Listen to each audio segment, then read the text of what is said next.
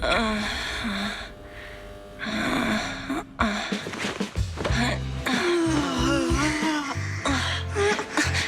Phaethon, this time let me. Vivian? Vivian?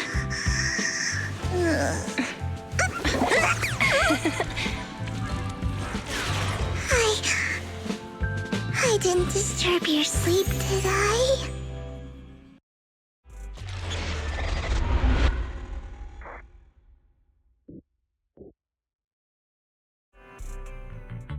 When I got here, the other Lord Phaethon said you were resting on the couch and just let me in. I meant to keep you company while you slept, but then I dozed off myself.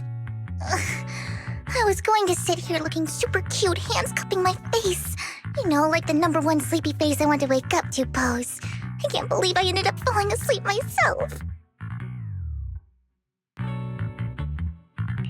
What sleepy face? What pose? That was a lot of words in one breath. Are you sure you got enough sleep, Vivian? No, Lord Phaethon. I was just worried that I had disturbed your rest. Just being able to see you sleeping peacefully is already the highlight of my day. No, my entire month. Though it is a bit late, but... Good morning, Lord Phaethon. You're here super early today, Vivian. Is there something urgent? Mockingbird's death has stirred up quite the storm. I took some time to gather intel. It seems someone deliberately leaked the story that Hugo is an illegitimate child of the Ravenlock family, but I haven't found the source yet. Could it be Hugo's uncle, Hartman? Maybe he's trying to turn people against Hugo and Mockingbird by playing the illegitimate child card. I suspected that too. He could be using Hugo's background to make people believe Mockingbird is just another Top's pawn. To the upper class, Mockingbird may be insignificant, but it has a loyal following among regular folks. But after some digging, I was surprised to find that the public isn't turning on Hugo. They're actually starting to see him in a better light. Some people feel bad for him, some relate to his struggles, and Hartman's the one getting all the heat. Public outcry against Hartman is growing, with many believing he murdered Hugo for his own selfish gain. Tops is hosting an industry summit this week, a responsibility usually handled by the Ravenlocks. But my sources tell me another family has taken over this year at the last minute. If I'm not mistaken, Tops is intentionally keeping its distance from the Ravenlock family due to the current public sentiment.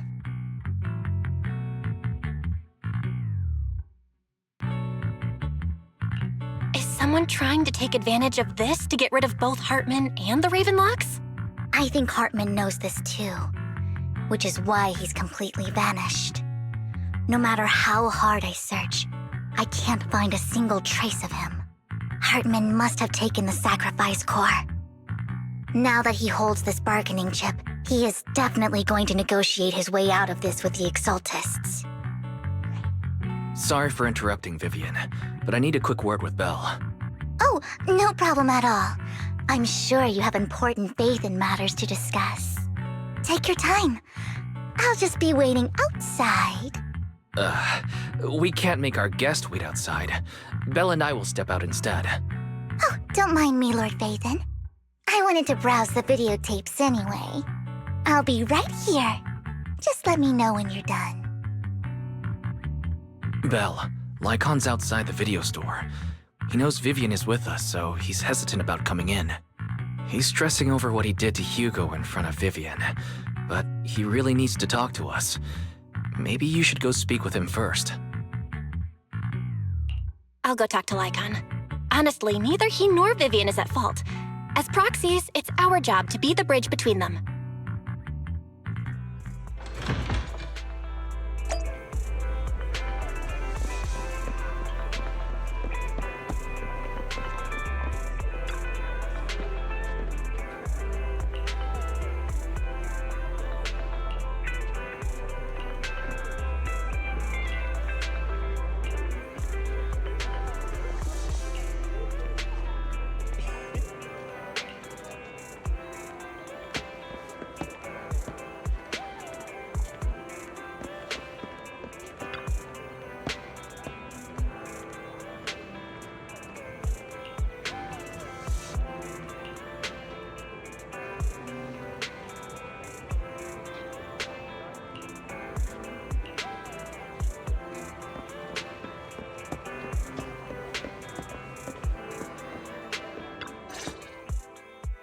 Good morning, Master Proxy.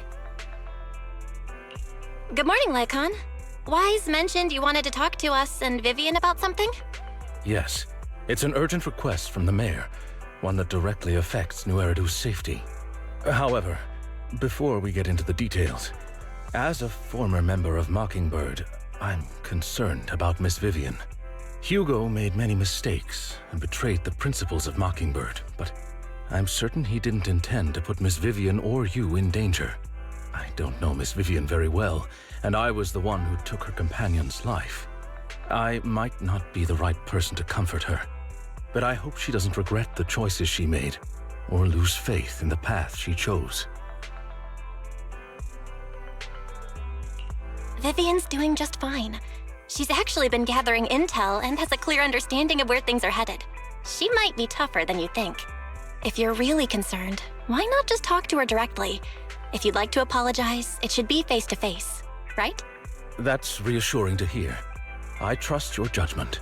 You've always had a sharp eye for people. Would you mind coming in with me? I'd like to apologize to Miss Vivian in person. No problem, but I'll be staying neutral. Everyone has their own stance on this, and I get where both of you are coming from. As a proxy, I'm just here to make sure you have an open conversation. I'm not taking sides. I respect that. Thank you.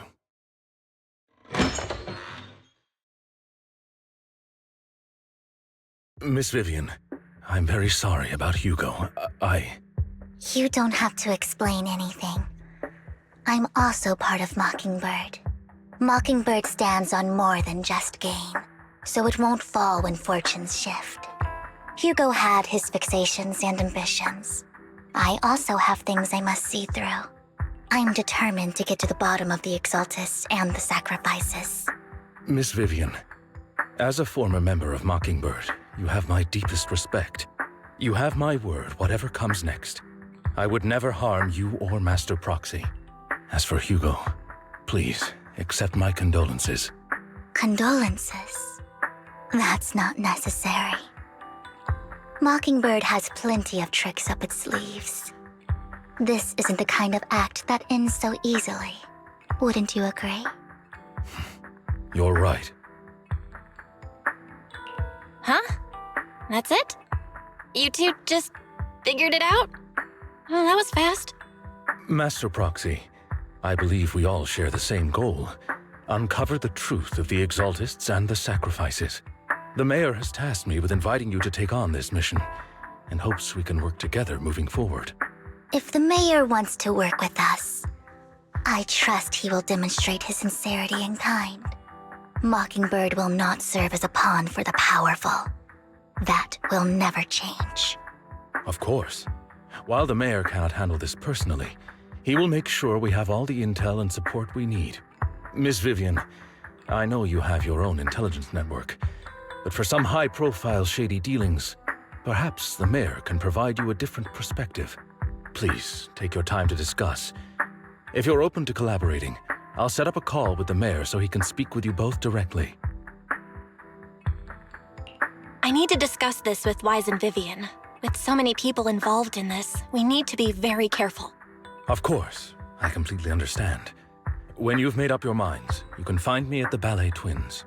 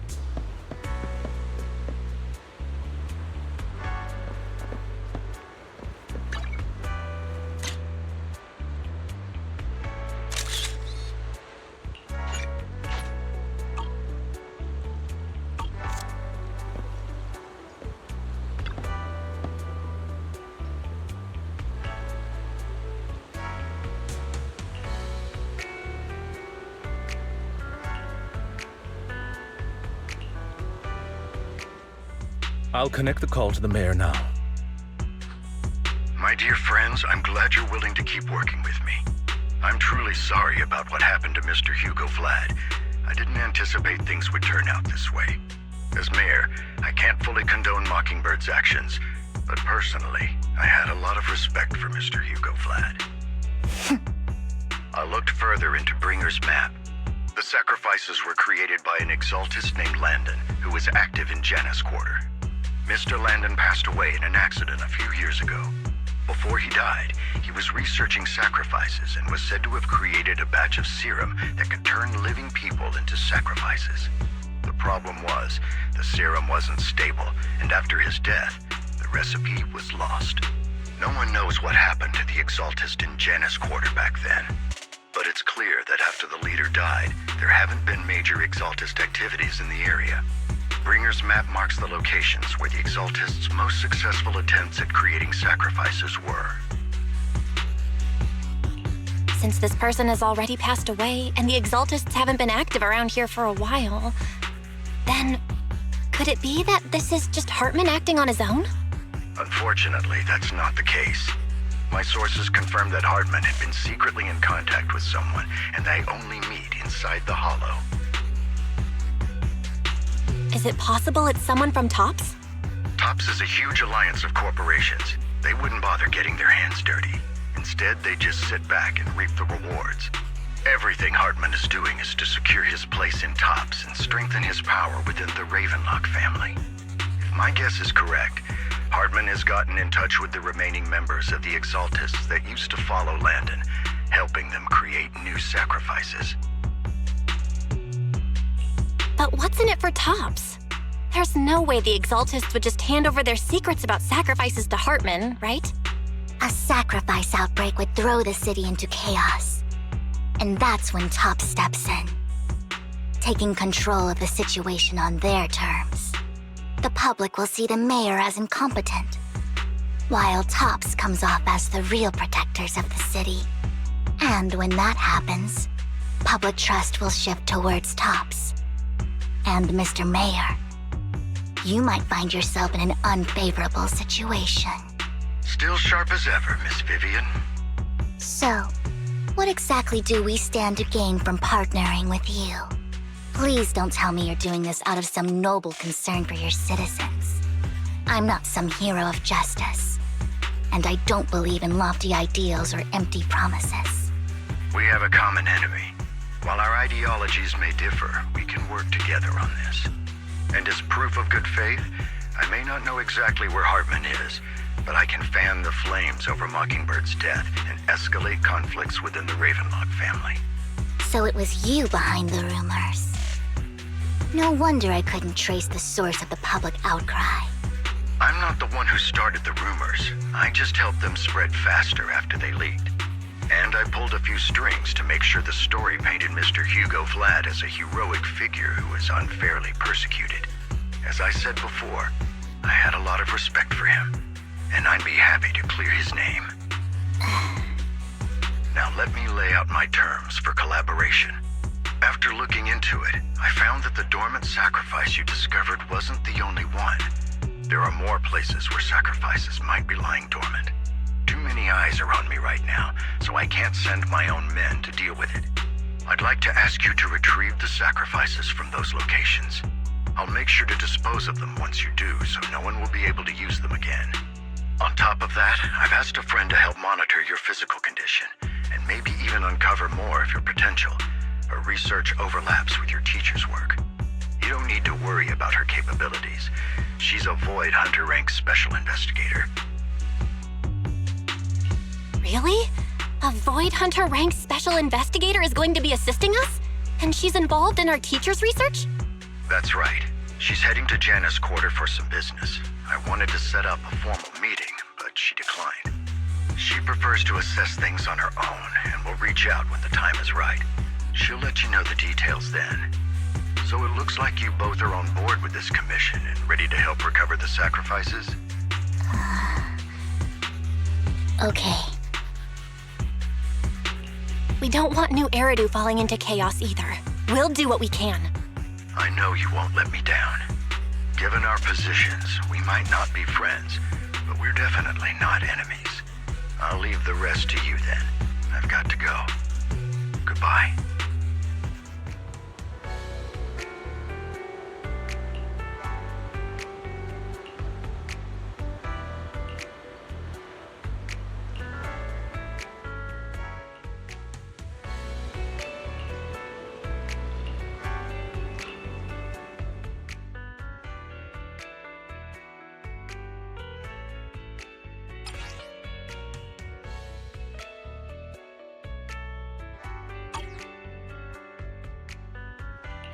I would never turn down Lord Phaethon.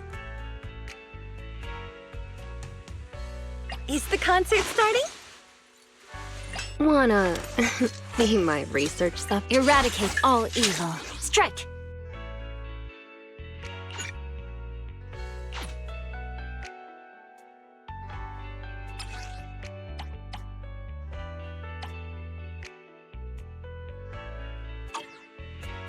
This is the path I follow. Time for some tailcare. Asset confirmed. Ooh. Which alias should I use this time? Pick me, and I promise you'll learn. Hey, don't look down on me! 1, 2, yes. Let's fire it up! Standing by. Let me finish my cup of hot water. Eradicate all. My blade is ready.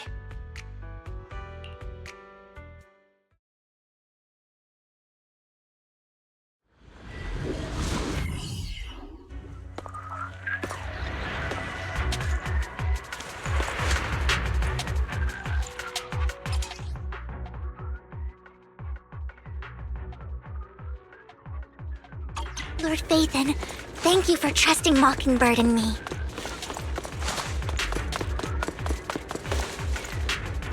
Stay away from me.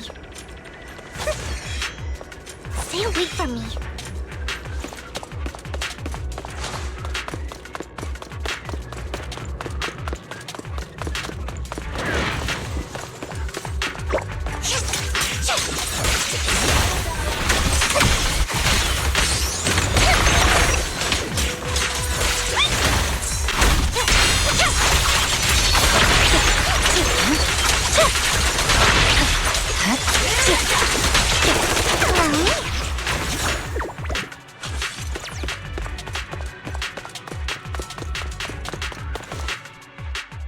Has someone already taken the dormant sacrifice from here?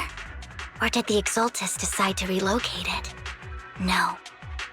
If these dormant sacrifices aren't handled carefully, they could awaken and turn against anyone nearby. She wouldn't risk moving them unless it was absolutely necessary. Did she realize the mayor was looking into this?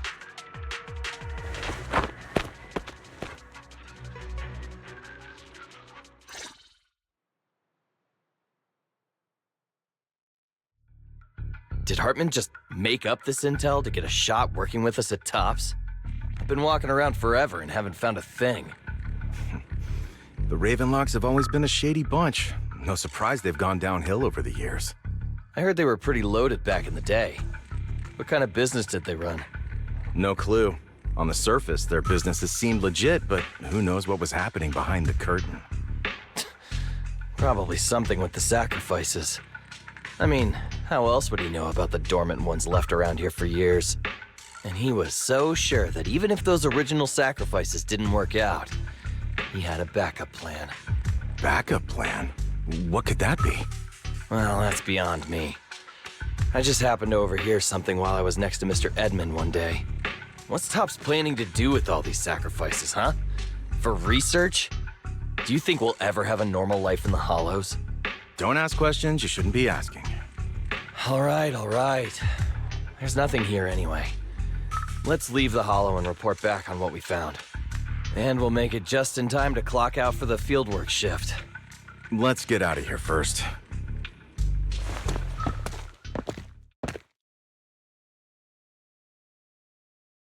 Hartman, that fool. He'll do anything to get into Tops, even if it means playing with fire. She's an exaltist. Human lives have never mattered to her. The more people get dragged in, the greater the danger. Vivian, I've been dying to know, who is this she you keep mentioning? I apologize for losing my composure. Please don't mind me. The she I'm referring to is with the exaltists. Someone I have a history with. That's why the moment I heard about the sacrifices, I felt compelled to uncover the truth. I never meant to hide anything from you. It's just that, for me, the exaltists bring back painful memories. And I'm not ready to face them yet. So, Lord Vathan, please give me a little more time. Once I've gathered my thoughts, I promise I'll tell you everything. Sure, I won't pry anymore. Everyone's got a past, and you don't have to dig up old wounds if you don't want to. I can see the Vivian I know now is super brave and kind. I believe you've really put in the work. Lord Vathan, if we weren't in such a hurry, I'd spend 3 whole hours singing your praises. I'll make note of this and make sure to get it done before bedtime. First things first, let's track down those dormant sacrifices. The exaltists have probably realized someone's after them by now. I wish we knew what Hartman's backup plan is. I just can't shake the feeling that something bad is about to happen.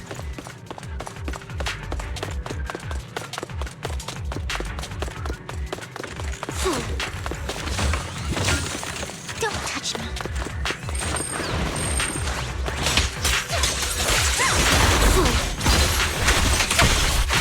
Look around. Got it. Well done. Right.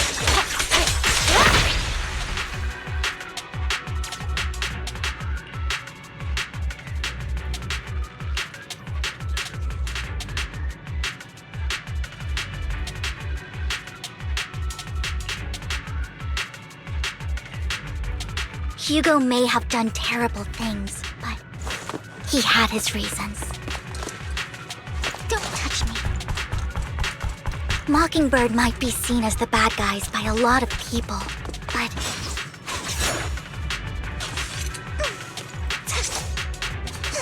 ironically, joining Mockingbird is what put me on the right path.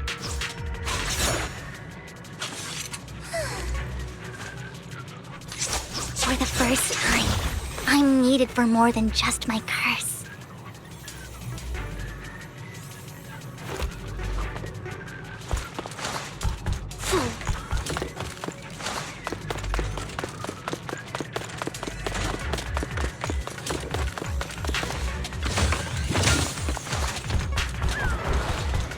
Ambush!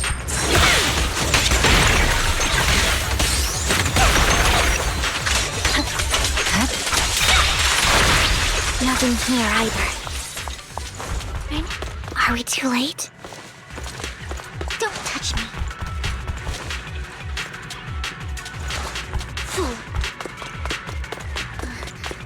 There's someone up ahead.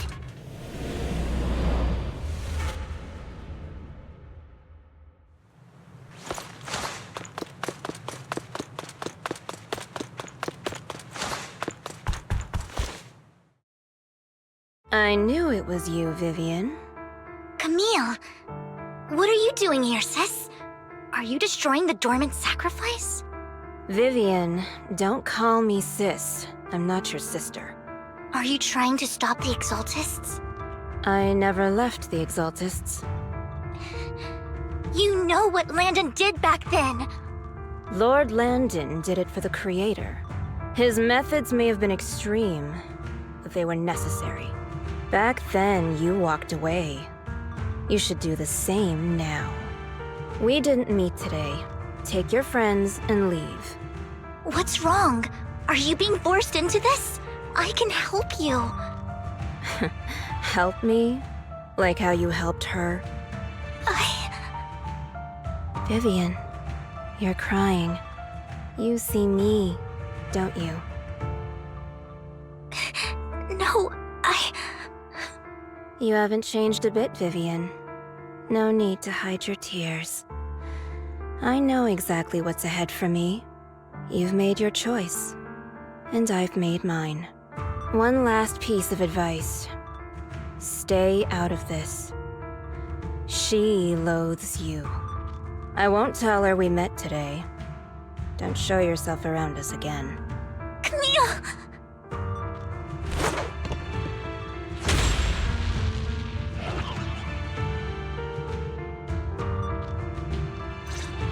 Lord Nathan, watch out! I'll tell you what that was about later! Okay. Don't get hit. Let's take care of the Ethereal first.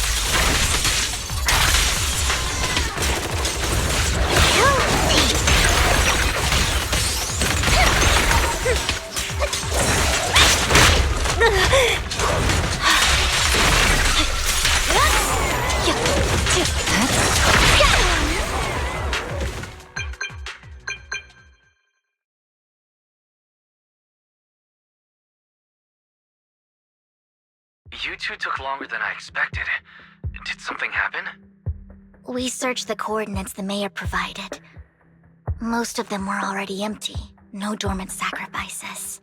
Camille, the Exaltists have been actively destroying the dormant sacrifices. The Exaltists? There's no reason for them to go after the sacrifices, right? Vivian is telling the truth. I saw it too. And one of them is someone I once knew. I thought she would leave the Exaltists after Landon's death, but she stayed. Do you have a history with the Exaltists, Vivian? When I was a child, I stayed with the Exaltists for a while. Back then, Landon was one of the most respected figures among the Exaltists in this region. A lot happened, and after Landon died, I left. I can't turn a blind eye to the sacrifices. I know all too well how many lives have been lost bringing them into existence. Ever since I learned a sacrifice had appeared in Janus Quarter, I haven't been able to stop worrying. I won't let history repeat itself. That's why I asked Hugo to investigate, starting with the Sacrifice Corps. Vivian. Please stop. I'm not looking for comfort. I'm just recounting the story for you to understand the situation. We've got bigger things to focus on. But when I do need comforting, I'll come straight to you. I hope you'll make time for me, Lord Vathan. Just so you know, I'm not the easiest to console. No worries. I'll totally have your back until you're feeling better. Okay, back to the matter at hand. That conversation between those two TOPS employees back in the Hollow is still bothering me. They said Hartman had a backup plan, and that got me thinking about some news that was quietly swept under the rug. Lately, there have been mining accidents in Ravenlock-controlled areas. Many workers have died. The families were paid off with huge settlements, way more than usual. No protests, no controversy, and the issue was buried. But considering the Ravenlock's financial position, why would they be so generous with payouts? That sounds sketchy. Are you saying they made up the accidents and the workers' deaths? Precisely. I don't think those workers died in mining accidents. I'm planning to reach out to some old friends, see if they've heard anything about this. Do you have time, Lord Vathan? My contacts are just near 6th Street. Care to join me? I'm in.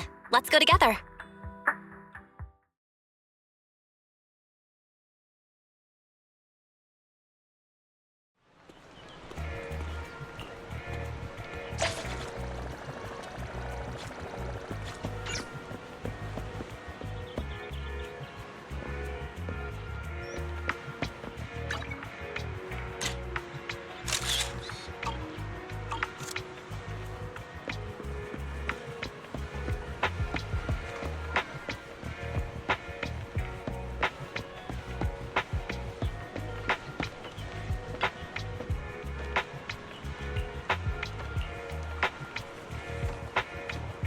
old friend of mine said she has some new intel.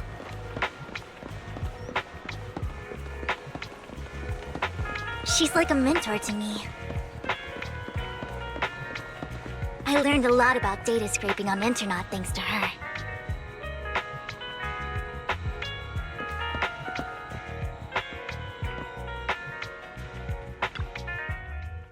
Rain! Long time no see. Yeah, it's been a while. Rain? You two knew each other? Yeah, Faithin. Long time no see.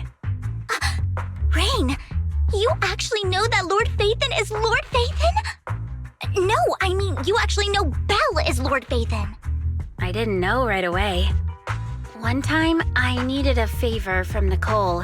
I only found out after meeting them.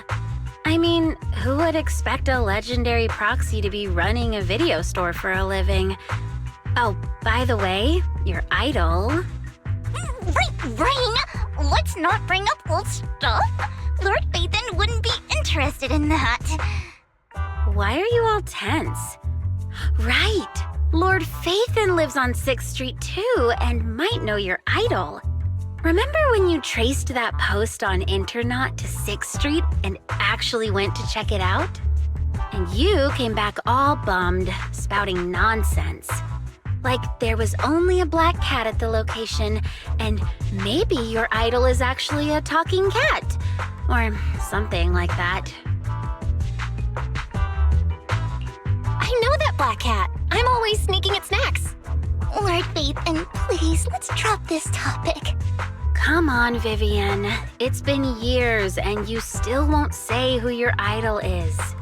If you'd just let me, I'd have tracked them down ages ago. I get it. You want to find the person who's important to you on your own. But you've tried so hard already. It's okay to lean on me a little, you know. I'm sure your idol won't hold it against you. I shouldn't have come to see you. Huh? What's wrong? Hey, Rain. Vivian said you might have some new intel. So let's get to the important stuff first. All right, let's get down to business. Here's something I'm pretty sure about. The Ravenlock family's claim that those missing workers died in an accident? Don't buy it. The last signal from those workers was near the Hollow. Then communication went dark. I think they were taken into the Hollow. And yesterday, I picked up that the Ravenlock family secretly hired some people to search the Hollow's perimeter. I caught a weird distress signal from someone and managed to track down the source. When I tried to reach out, the signal cut out completely. The last trace of the signal was near Lumina Square. Finding someone in real life isn't really my thing, so that's where you come in. Okay, we'll check things out. You just said this is something you're sure of. Do you have anything you are unsure about? I dug up some info online, and one thing stood out. A few days ago, there were some creepy sounds coming from an abandoned warehouse by the port. The place was locked up, so no one could see what was happening inside. Not sure if it's related to your search. If you don't find anything useful around here, it might be worth checking out. Well, that's all I have for you. Thank you, Rain. Don't get all emotional on me now. I'm just helping out a friend. This one's on the house. Consider it payback for the favor you did me last time.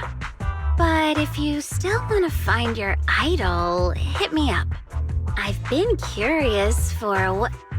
Alright, don't worry about it. I'll manage it myself. Stop being so nosy, Rain. Nosy? Nah, just professionally curious. What kind of person is worth all this searching, huh?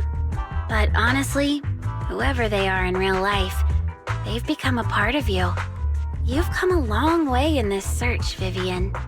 I much prefer the person you are now. So if you find this person, don't chicken out. Go meet them. People will appreciate you for who you are. Rain. I might not care about the real world or what it'll be like, but I hope everyone I know can live a good life. I'm counting on you to save the world, guys. All right, I have other business to take care of, so I'll leave the rest to you.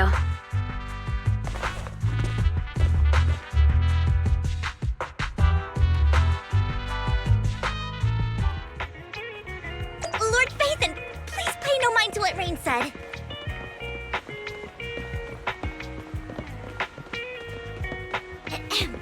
That big guy's up ahead. Let's hurry.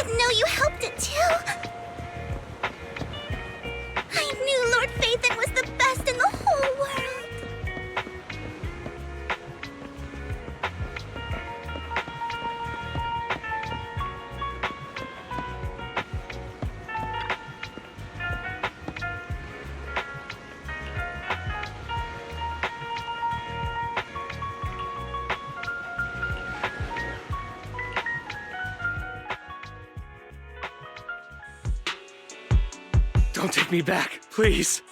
I was wrong. I know I messed up. I don't want your money anymore. Please, no. Calm down. Who are you? I won't say anything. Just let me go. I don't know anything. I swear, I know nothing. We're not PubSec, the HIA, or the Ravenlock family. We won't force you into anything. There's no need to be afraid. What do you want from me then? We simply want to know where the Ravenlock family took you and what they made you do. I can't say. I can't tell you. I have a family. They'll hurt them. You never saw me. Please, just stop asking. Don't you wish to see your family? I don't deserve to see them. It's my fault. I was greedy. I did this to myself. But your family must miss you dearly. I'm sure they won't blame you. No, it's my fault. It's all on me. I don't want to drag them into this. If the whole ship is sinking, no one on board can escape. I'm just a nobody. And right now, there's nothing I can do to change anything. If you care about your family and friends, now is your chance to stop the disaster before it's too late. Even a butterfly flapping its wings can send a tsunami surging across the ocean. No one knows how this will turn out. But if you do nothing now, the only thing waiting for you at the end will be regret. We're not here to turn you in, and we won't force you to confront them.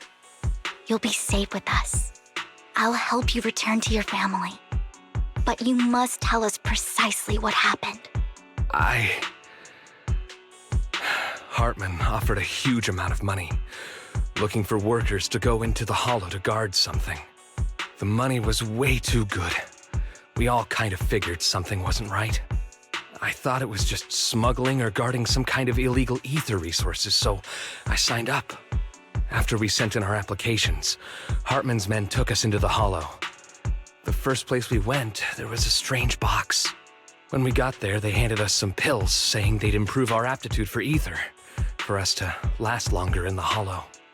But after I took them, everything went fuzzy. Something was definitely off about those pills. When I woke up, I saw my coworkers dead in front of me. And there was blood all over my hands. They said something about me being a good experiment, moved me somewhere else, and locked me up. They wanted to inject me with something. I got scared and didn't know what was gonna happen. But then a blonde guy found me, gave me a carrot, and let me go. So I escaped. I didn't want to kill anyone. I don't know. It wasn't your fault that your coworkers died. You were just a tool in their hands. Do you remember the place they first took you? Do you know what was in that box? I only remember the first place was like a rooftop. I think it was on top of a tall building. What exactly was in that box? I can't remember. I'm not lying. Those pills they gave us, they make you hallucinate. I took just one and my mind felt like it wasn't my own. My memories turned into a blur. I'm telling the truth. I'm not trying to run from my mistakes. I just really can't remember what happened. I know you're not lying. We'll arrange for your protection. You can rest easy and recover, and your family won't be dragged into this.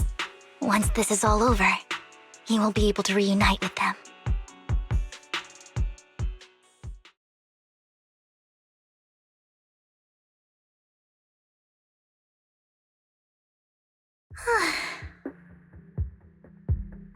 I've been meaning to say this for a while, Vivian.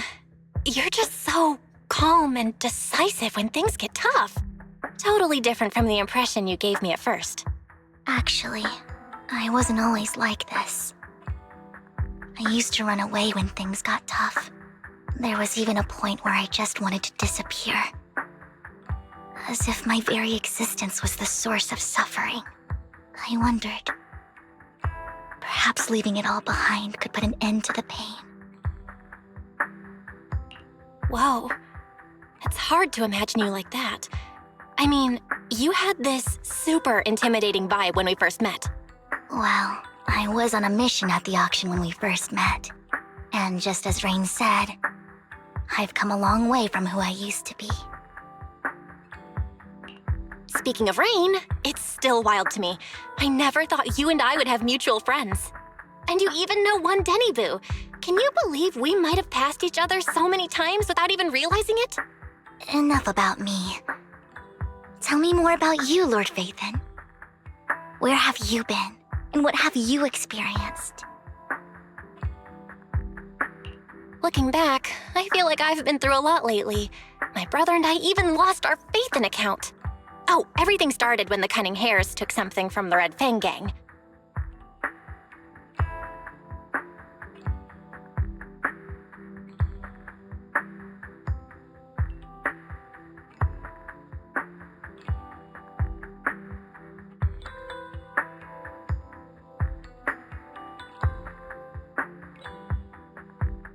I remember it should be around here. That store's been sitting in my favorites for ages.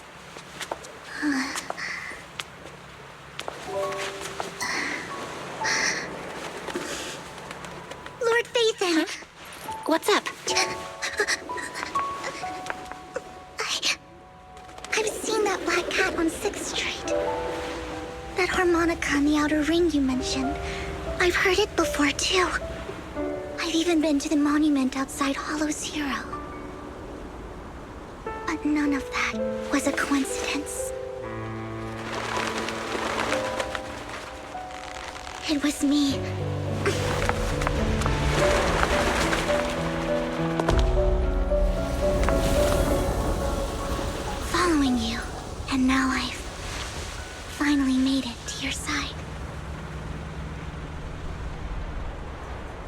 Ever since I was little, I had been seen as the bringer of bad fortune.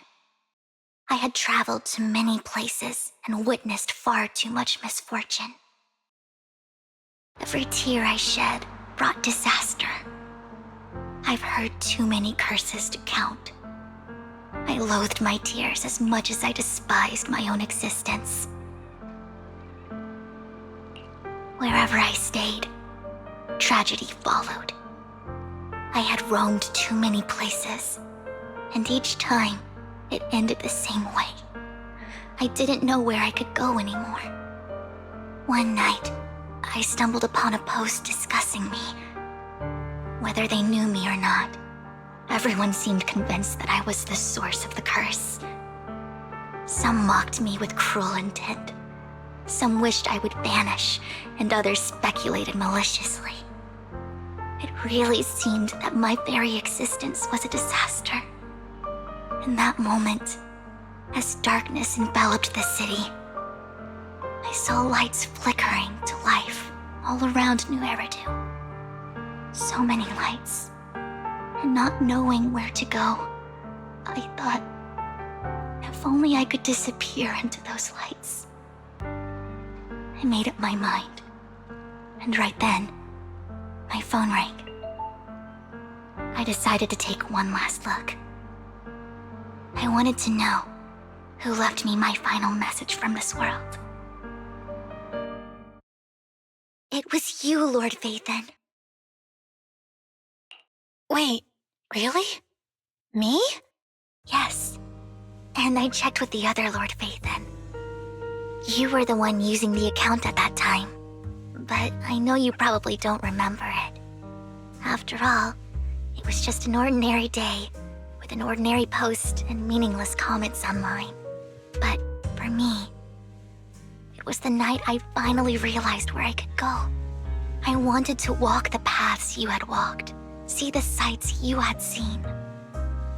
And then, one day, share it all with you, face to face. What did I even say in that comment? I can't remember off the top of my head.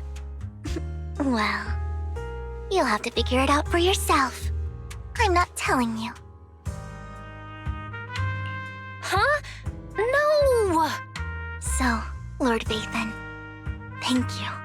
Not only for that comment you made that day, which was a silver lining for me, but also for giving me the courage to become who I am today. The Vivian standing right in front of you now. Lord Phaethon, I truly like who I've become.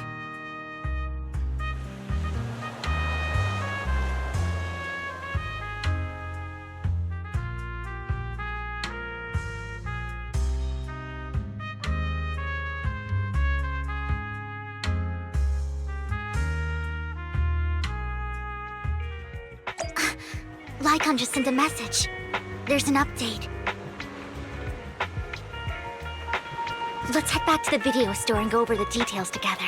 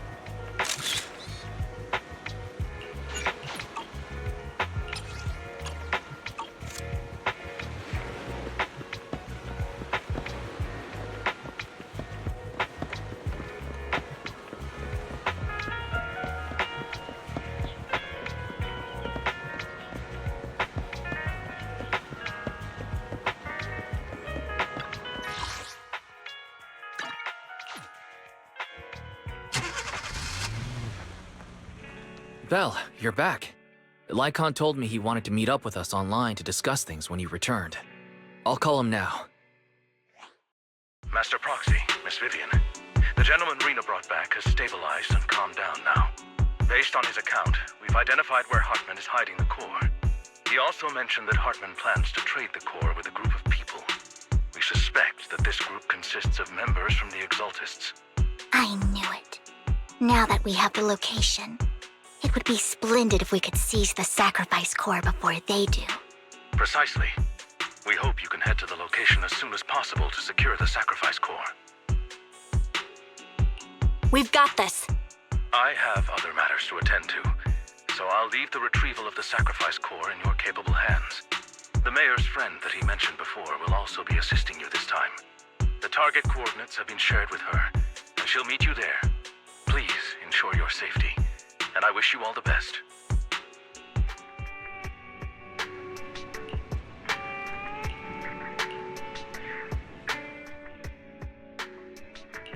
I would never turn down Lord Phaethon.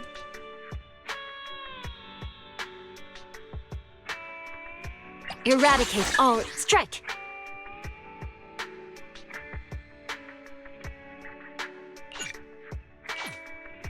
This is the path. Good day, Lord Phaethon.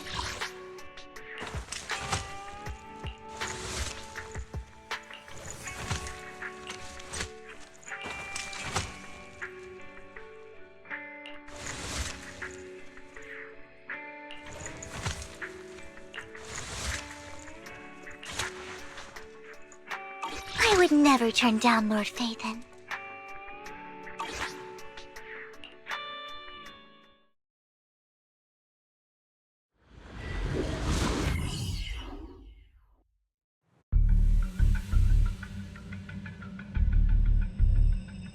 Where's the sacrifice core? Camille, you really think I'd stroll around with something this important? Plus, even though the Ravenlocks and the Exaltists have been working together for ages, I've hardly even met Lady Dina. I'm the one offering the sacrifice core here. I'm curious what Lady Dina's got lined up for me in return? I'm just here to verify that the core you mentioned is real. Once that's sorted, Lady Dina will give you a proper response. Our partnership isn't just talk. We need to be sure you have what we need before moving forward. Sure thing. I'll take you to where I keep the core. Once you verify it's legit, have Lady Dina come over. We'll lay everything on the table face to face. All right, lead the way. It seems Hartman is trying to bargain for more. What a greedy and insatiable man. It's just that... why would they only send Camille for something as important as the sacrifice core? And I can't shake the feeling that Camille doesn't want Hartman and Dina to meet. Why is that? Who's this Dina he just mentioned? Is she the leader of the Exaltists? Kind of. Lord Phaethon, I really think we should hurry. We must get to where Hartman keeps the core before anyone else does. I've got a shortcut planned, but there are gonna be Ethereals along the way. I'll let you handle them, Vivian. Don't worry, Lord Phaethon. You're in capable hands. I'll ensure your safety.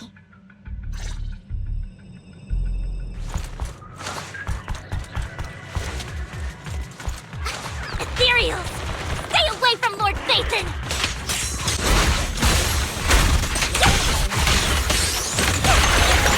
Okay. Good job! Got it!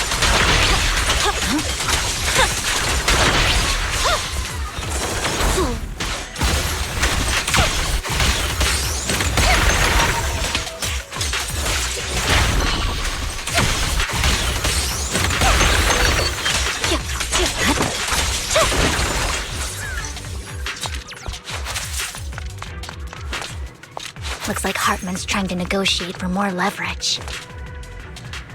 My. Let's get out of here before we're spotted.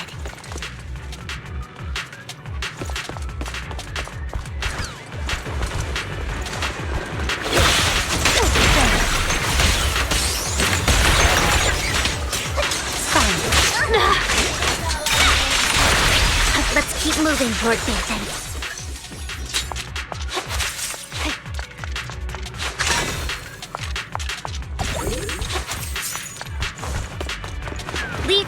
to me, Lord Phaethon. Don't touch me.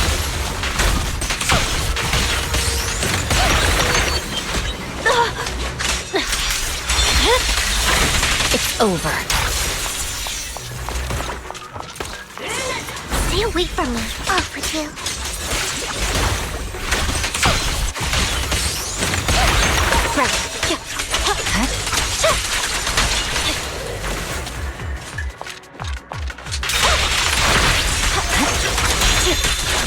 They're still over there. Looks like they're arguing.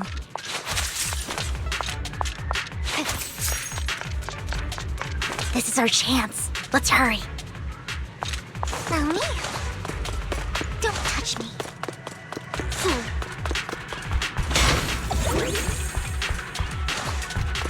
No matter who has the sacrifice core, Hartman or the Exaltists, it would be really dangerous.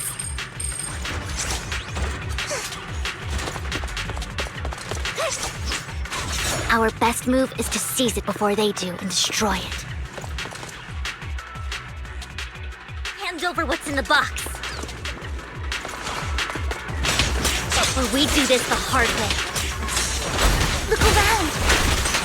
You sure talk big, little girl. Let's see if you can get past me first.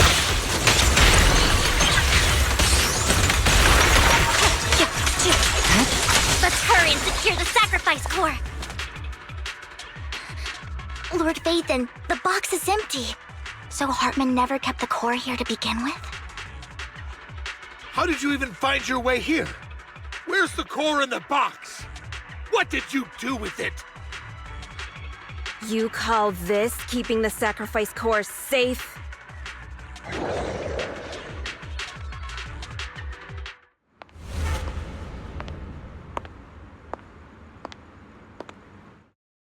Vivian, it's been ages.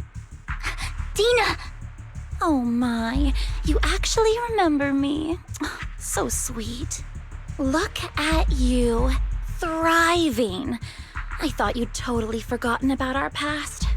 So, tell me, do you ever dream about the people you've killed? Are they crying in your head all night? Back then, I had no idea. You had no idea? While you were soaking up all that love from your daddy and everyone else, you had no idea what was going on? I wasn't... Lady Dina, Miss Vivian didn't actually... Camille, when did I say you could meet up with Hartman today? I just wanted to make sure the sacrifice core is legit. I was worried Hartman might try to pull a fast one on us. Really? So loyal. I thought you'd be more like the old days. Just a few words from Vivian and you'd be plotting my demise. Just like what you did with Father. I won't, Lady Dina. Don't even think about betraying me, Camille. You owe me for what went down back then. However, I do understand your worries. This core, it's fake. No way! I got this straight from Hugo. It can't be fake. How can you just claim it's fake without any proof? Ugh, seriously?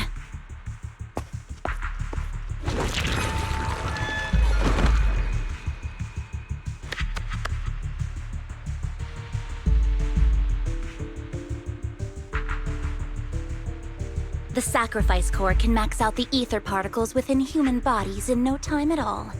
But look at your little subordinate. How uncouth. He's making noises like some animal. Can you shut him up? So annoying. The masterpiece Father made for the Creator isn't this worthless piece of junk you're holding. So, the real core. Vivian, where do you think the sacrifice core is really at? I don't know. If I knew where the real core was, I'd destroy it without a second thought. Dina, you understand what the sacrifices are. And you know those who were blessed should not have to endure such horrors. Oh, they shouldn't have suffered those horrors. Weren't you the one who decided if they'd be blessed or not?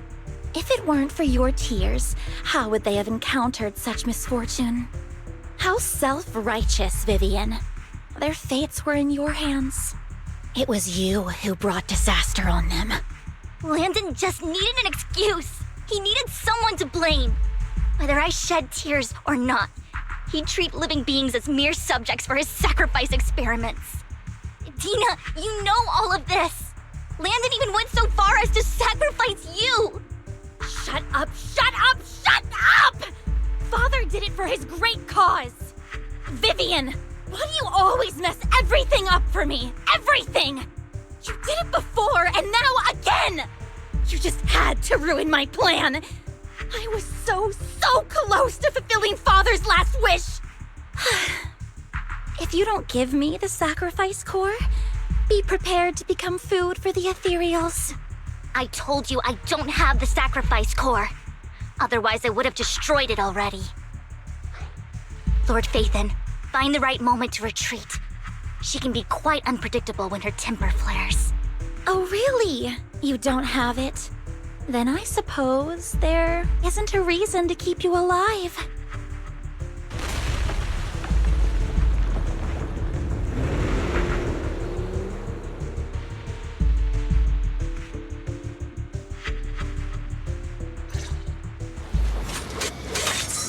More Ethereals are coming.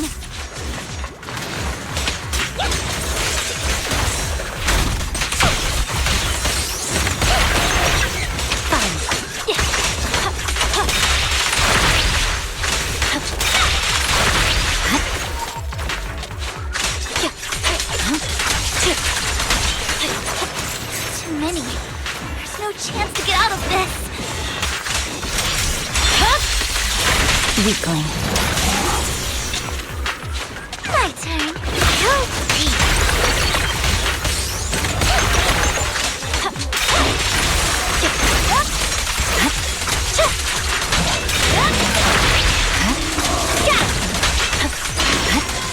Who dares get between me and Lord Phaethon?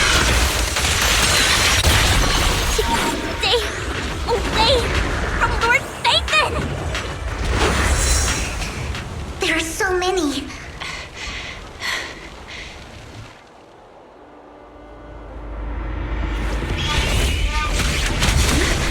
It's ink.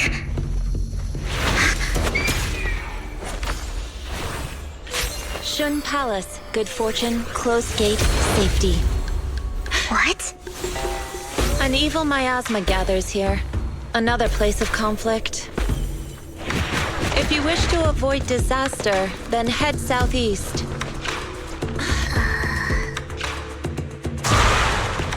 Now! Thank you.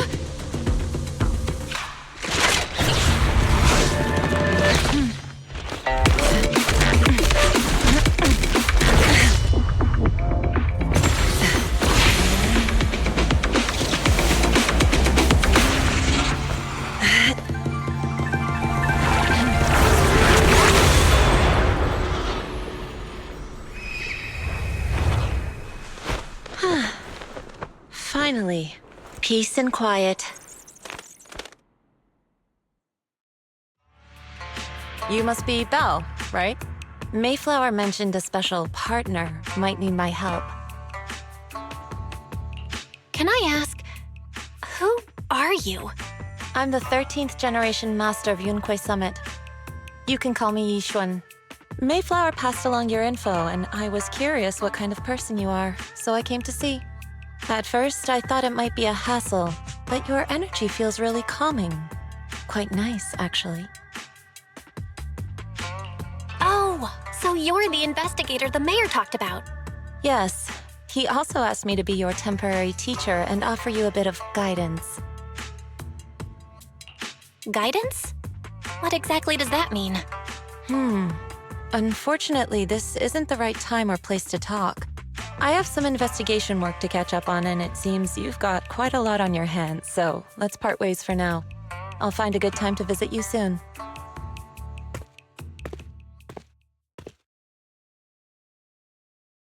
I'm so sorry, Lord Phaethon. I'm just not feeling very well. I think I'll head back for now. I'll investigate the sacrifice core and reach out once I find something. You definitely need some rest. Let's get out of the hollow.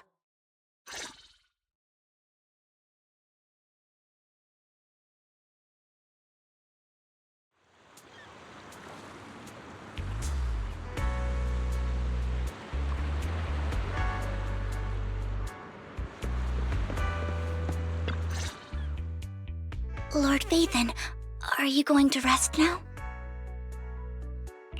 I'm not in a hurry to get back. You've been kind of off since we got out, and it's got me worried. If something's bugging you, just spill it if you want to. I'm a pretty good listener, you know. I didn't mean to keep my past from you, Lord Vathan. When I was little, people thought I brought misfortune, so no matter where I went, no one wanted me around for long. Then, one day, Landon adopted me and brought me to the Exaltists. There, I met Dina, who was so kind to me, treating me like a dear sister. She told me her father, Landon, was a great man who'd one day make everyone stop fearing the Hollows, so all life could live freely inside and outside of them. Dina helped Landon pick people for the blessing, and everyone in the Exaltists respected her greatly. Those who received the blessing would have a better ether aptitude, allowing them to enter the Hollow freely without fear of sudden disaster. Back then, Dina would chat with me every day, always about the Exaltists and her father. But things between us shifted when Landon asked me to step in for Dina. Landon told me I didn't only bring misfortune, and that if I listened to him, I could actually help people. After that, he'd take me to meet people, and if I shed tears, he'd give them a blessing medicine. Those who got the blessing could dodge calamities. At first, I was ecstatic, thinking I could help others. I shared my joy with Dina, but that was when she started to pull away from me. The blessing medicine. Please tell me that wasn't the sacrifice serum Bringer had? Yes. To be precise, it was an early version of the sacrifice serum. Landon's medicine wasn't stable. The medicine Landon developed could boost abilities quickly, but also sped up the development of ether corruption. In the end, most people turned into ethereals, and a few became sacrifices, losing all human consciousness. The ethereals were killed while the sacrifices were given to the higher-ups of the Exaltists. The Exaltists wanted the sacrifices to hold human consciousness, so Landon's medicine was seen as a failure, and he gradually lost influence within the Exaltists. One day, I saw Dina, and tears streamed down my face. In a bid to save his reputation, Landon decided to let his own daughter receive the blessing. I had always thought that getting the blessing was a good thing, until I saw terror in Dina's eyes that day. That evening, I broke Landon's rules for the first time and followed him out of the Exaltist's residence. I trailed him to the Hollow, where I witnessed someone who had been blessed becoming corrupted. In the end, that person became an ethereal. Then, without hesitation, Landon killed him. Before Landon returned, I went back to the residence and snuck into his study. And there, I uncovered the truths I just told you. And just a few days later, it was time for Dina to be blessed. I wanted to save her and stop anyone else from getting deceived. So, that day, I told everyone present that Landon should be the one to receive the blessing, not Dina. At first, Landon argued, and no one believed me. But, in front of them all, I looked at him and let my tears fall.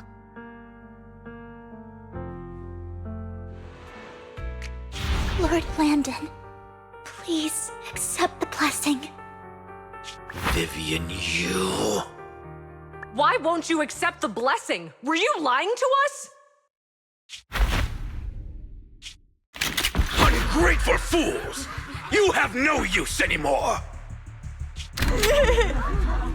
Liar! Run! Run!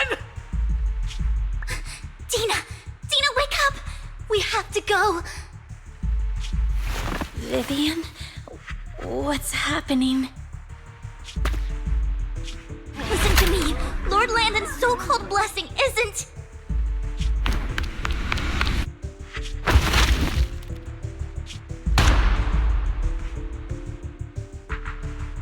Father!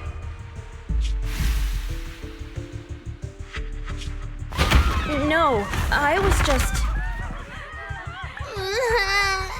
Mom, I want to go home. It's got nothing to do with us.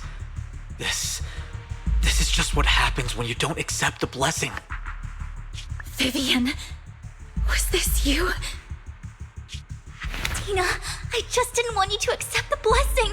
Everyone who does ends up...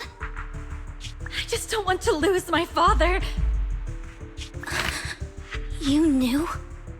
If you knew what he's done, you... He's my father. He's all I have. Stop being self-righteous, Vivian. You only ever bring misfortune.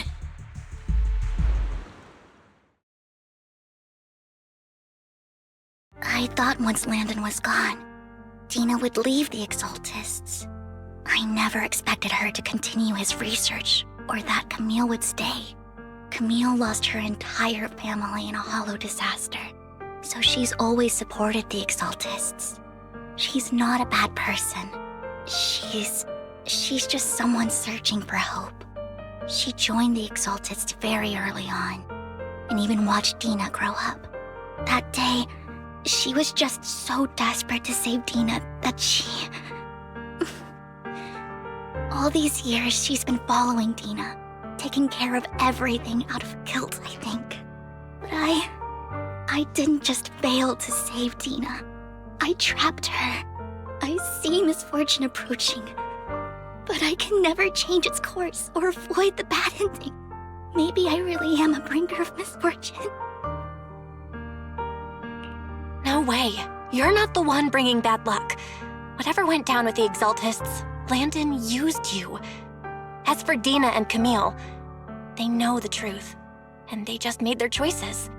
The hollows and the disasters they caused took more than just their loved ones.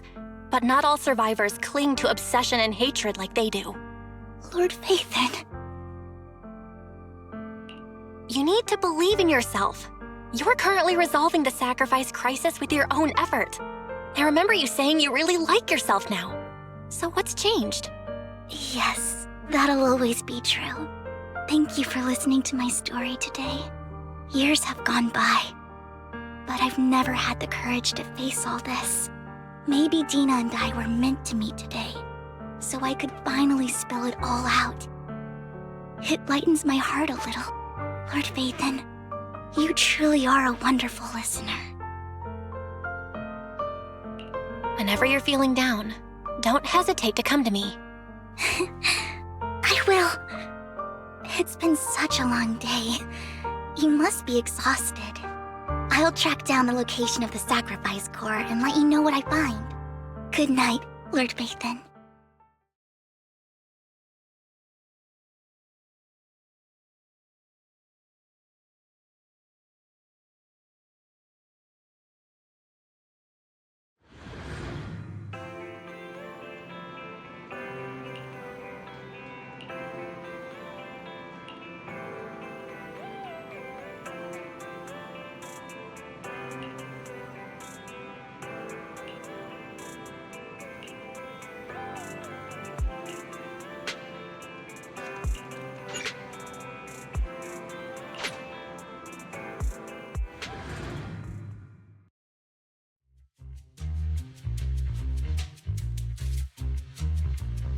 Shul, I didn't expect you to be working here.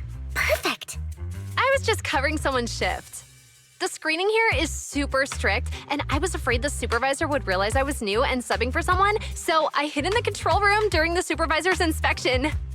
So I happened to bump into this guy, a blonde man wearing a hat, and I think he was checking some footage. Then he logged that footage into the tape he brought. Later, I found that part of the footage had been wiped. Blonde, wearing a hat. Could it be Hugo? Do you know him? I think it's him. If it were Hugo, I think I know where he would hide the tape. Thank you, Shaw. You were a big help. Great! You also helped me a lot when I started working. I used to make mistakes all the time. If it weren't for you cleaning up my messes, I would have been fired ages ago. So I'm happy I could help you too. All right, go ahead and do what you need to do. We'll catch up another time.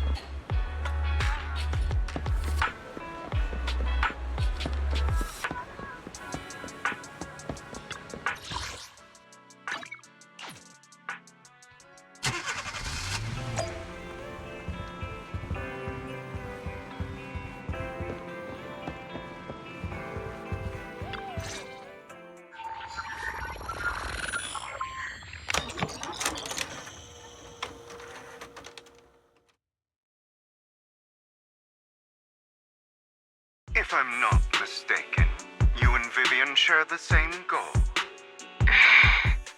Silence is no good for negotiation. I just don't want Dina to reach a point of no return. Hasn't she already reached that point with what she's doing? The formula for the Landon serum was lost, but a batch survived, and Dina was able to develop a substance that can be used for mind control. She's trying to combine the two to make sacrifices that would obey human commands. If the dormant sacrifice and the remaining Landon serum are destroyed, we can put an end to this. Dina's concoction can't create sacrifices on its own. And the sacrifice core? That belongs to the creator, not her. Although I find Landon's methods despicable, I can't deny that the Exaltists and the creator are leading us in the right direction. I just don't want Dina to spend her life trapped by her father's mistakes. I mean, no offense, but I find your protectiveness rather weird. I will confirm the location of the dormant sacrifice and find the chance to relay the information to you. I do not want any of my people to be going into danger. As for the sacrifice core, I can only guarantee that it will not fall into her hands. As for how things will ultimately play out, the creator will guide me.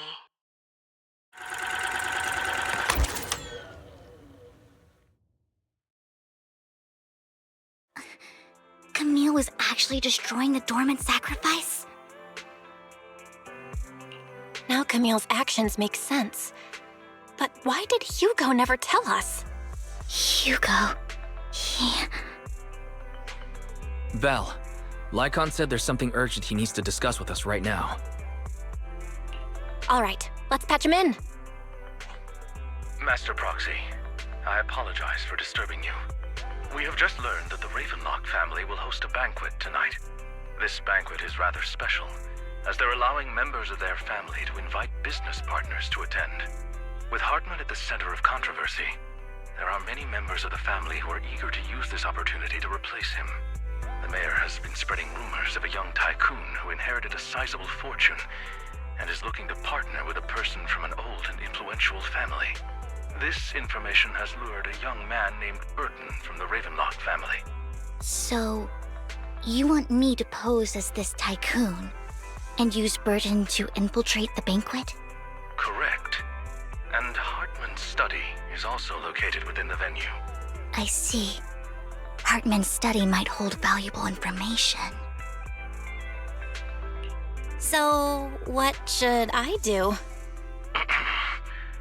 You can attend as her +1. +1? Lord Phaethon, please go with me! Master Proxy, it seems Miss Vivian requires your presence, so... Yes, just your presence will help me immensely! All right, then let's go together. I'll send you the time and place for the meeting with Burton. If you encounter any danger, please evacuate immediately or contact me for backup. I hope everything goes well for you tonight.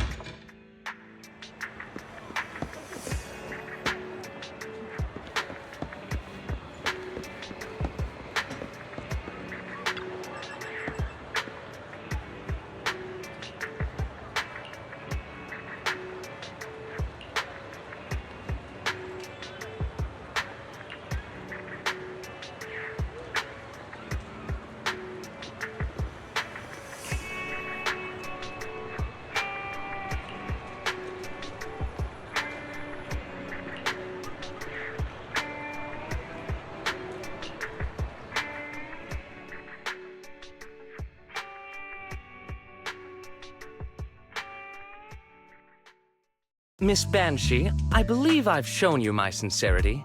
Now how about you? Sincerity? My presence here is a show of sincerity. If we're to work together, Miss Banshee, you should drop your pretentious act. I am well aware of the ways of the Ravenlock family. If I were to come empty-handed, I probably wouldn't even be able to make it out the front door tonight. Since I agreed to come with you, and even brought along my most precious companion, does that not show my deepest sincerity? No need for such an off-color joke. Our door is always open for those coming or going. We both know what's what, so let's cut the small talk. I know far more about how the Ravenlock family made their fortune than most here.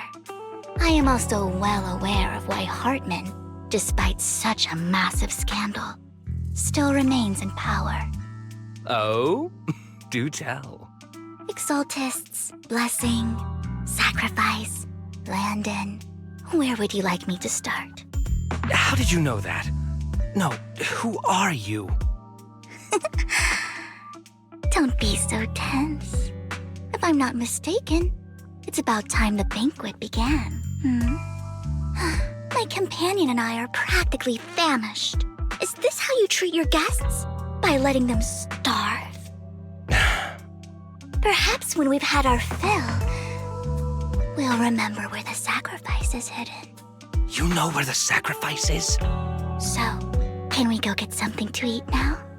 And I'm also looking forward to receiving a special dessert from you. We can discuss what you wish to know while we enjoy dessert. Of course.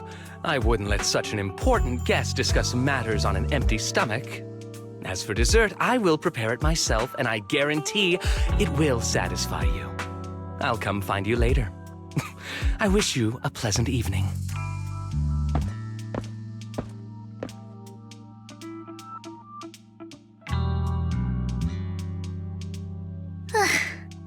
These kinds of people are exhausting to deal with. I really don't know how Hugo used to put up with it.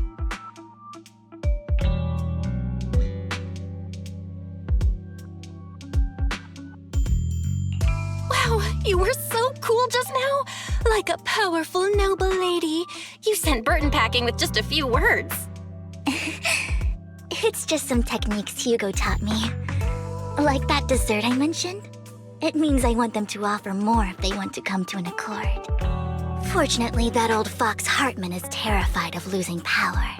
He's definitely keeping the destruction of the sacrifice and the fact that the sacrifice core is fake hidden from the other family members.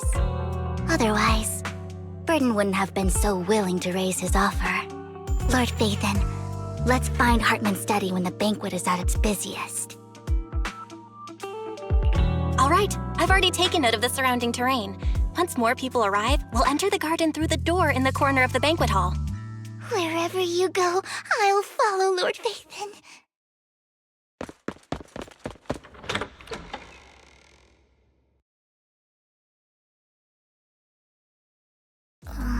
Isn't this going a bit too well?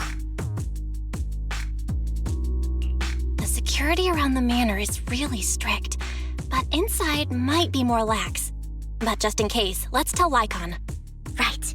Having some backup would be safer. Let's check Hartman's recent correspondences for clues. I still have concerns about the sacrifice core. Right. Though the core he gave Dina was fake, Hartman might have left a trick up his sleeve and hid the real one. Then let's split up.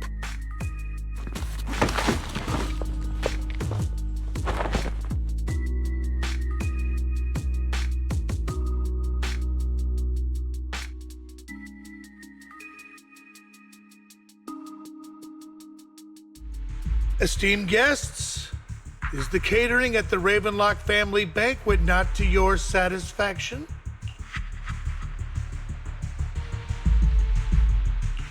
So much so that these two distinguished guests felt the need to come to my humble office to scavenge for food. Don't want to come out? Well, after all, you don't have long left. Burton, that greedy idiot, fell for the mayor's trap. But I never expected that he would bring you into my territory.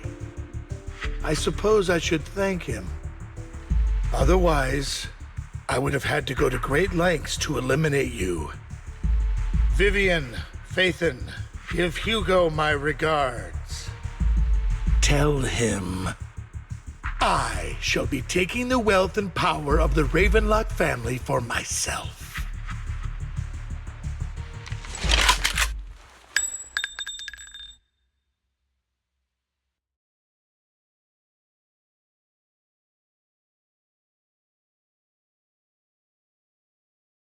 The bullet?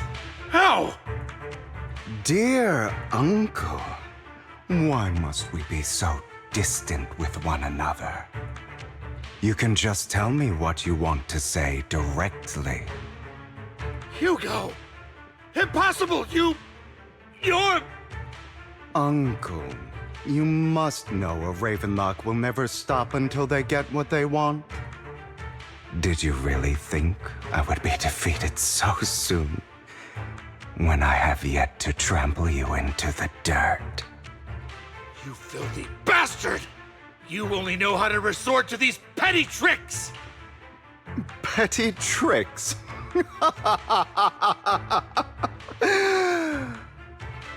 Perhaps you'd like to know what I managed to accomplish using this faked death of mine. My dear Uncle.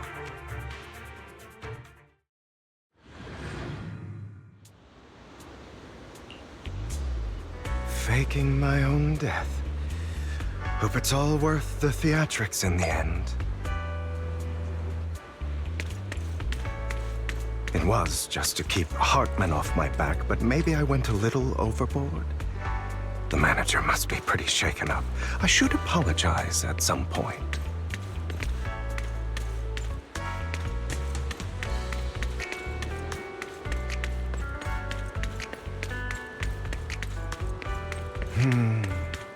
Guess I'll also bring Lycon along. He's my partner in crime, after all.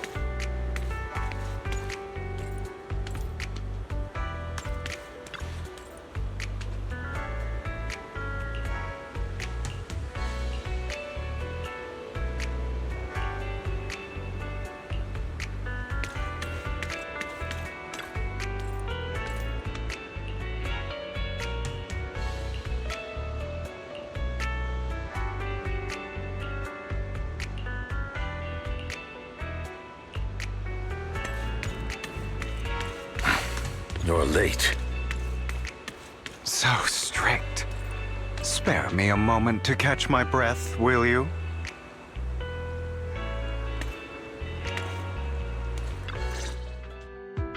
You're taking longer to rest than I expected.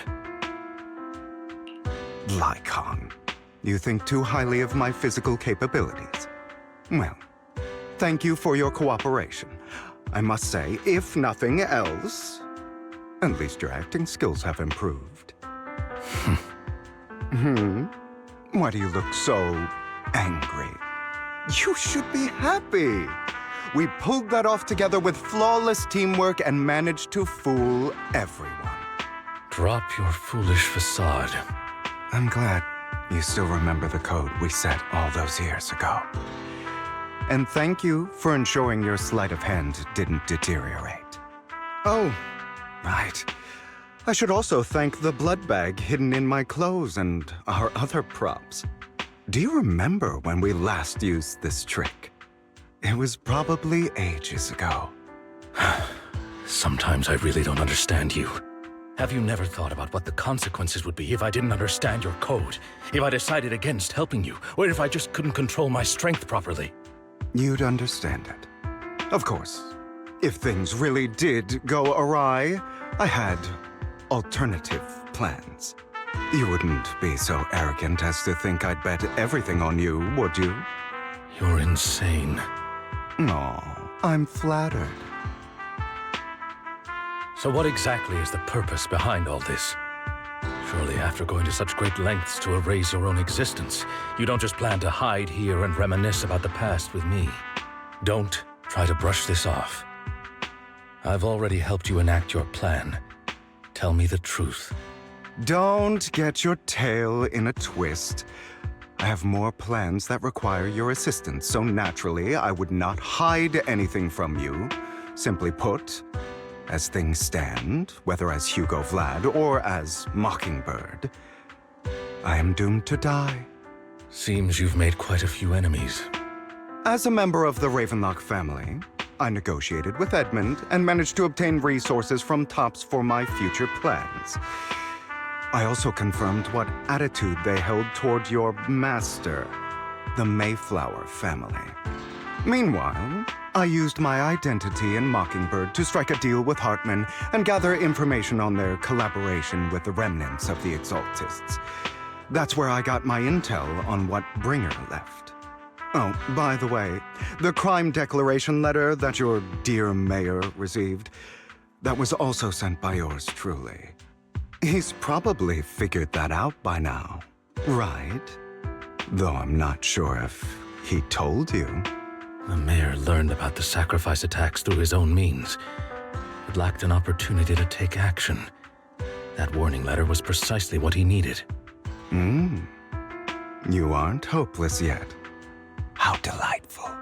In short, I'm more well-informed than your lot because I get around, dealing with all these different important figures. But of course, it comes at a cost, it's only fair. After all, you can't hide the smoke from a wildfire. Rather than trying to carefully tame it and risk setting yourself alight, it's better to let it burn free. When I helped you put on your little act, killing you in front of everyone, you left the sacrifice core to Hartman. That was intentional too, then? Oh, yes. And it worked like a charm, didn't it? Now no one cares for me anymore, and all eyes are on Hartman. A perfect situation for keeping the Ravenlock family in check while dealing a cutting blow to the Exaltists behind them. Another crucial point is Vivian and Phaethon. I must sever any ties they have with me or Mockingbird. Although I feel bad for Phaethon about what happened, but it had to be done. That's the only way they would be safe, allowing the plan to continue. I noticed that you never turned your blade toward Master Proxy. So, those words you said back then were also...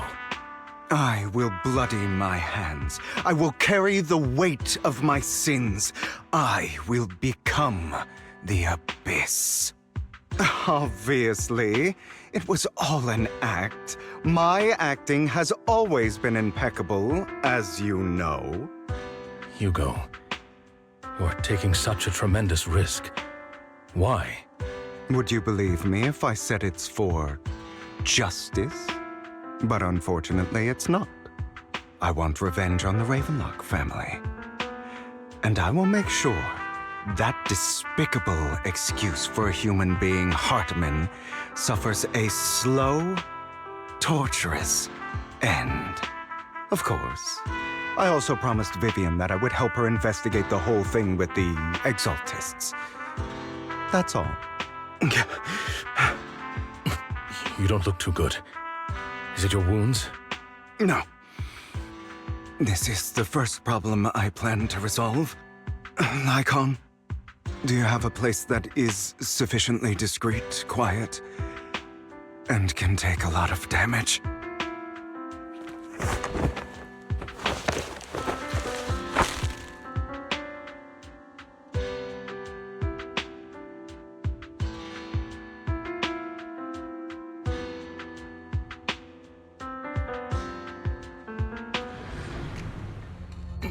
What exactly are you doing? Don't look at me like that. If I didn't have to do this, I wouldn't. Hartman recently obtained a bizarre substance, most likely from those crazy Exaltists. After use, it allows control of the victim's mind, to some extent. You were dosed with it. To be more precise, Lycon, I deliberately allowed Hartman to put this drug in my cup to facilitate our previous collaboration.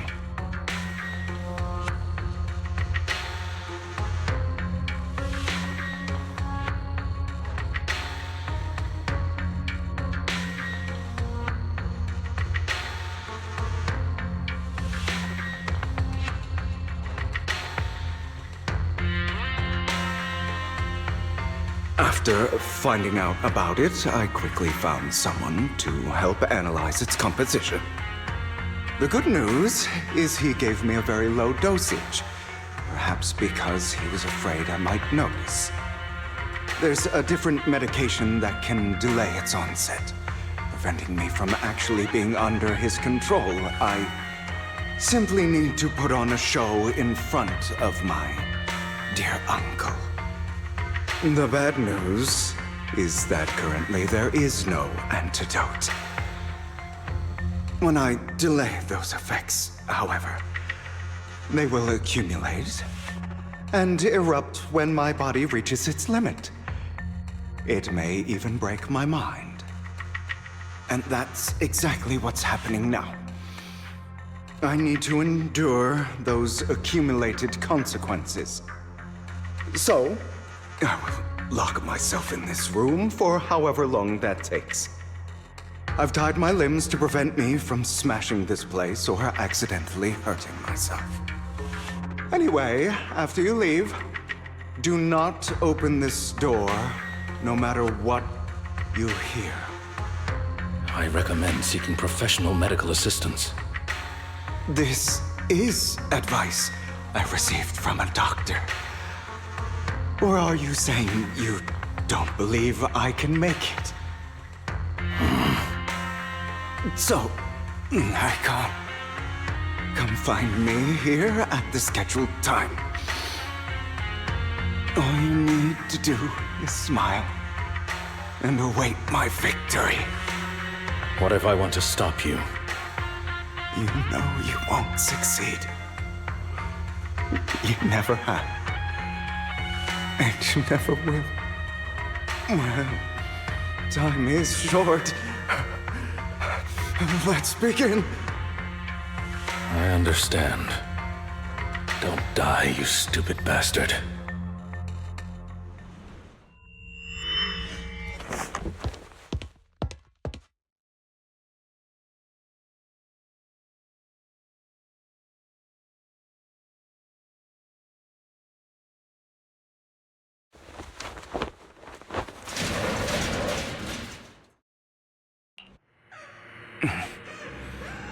Is this because the side effects haven't worn off yet? Lycon's late. I'm surprised. Or is something wrong with time itself? Looks like someone's over there. Might as well go ask.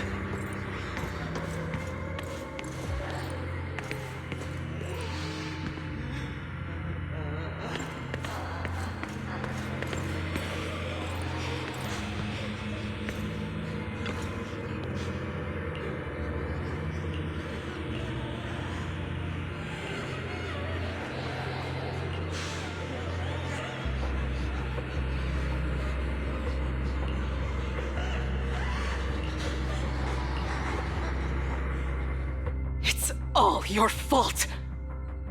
I wish I had never given birth to you!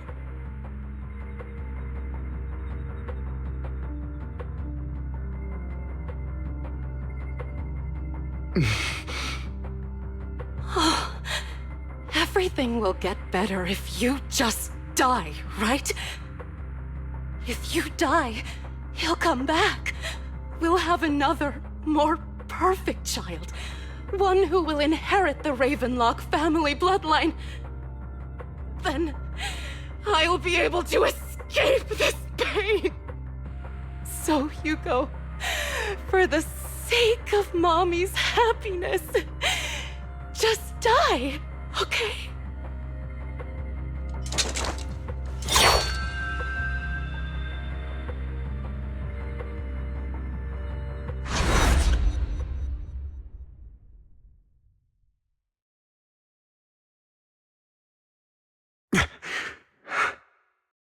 So, I wasn't awake yet after all.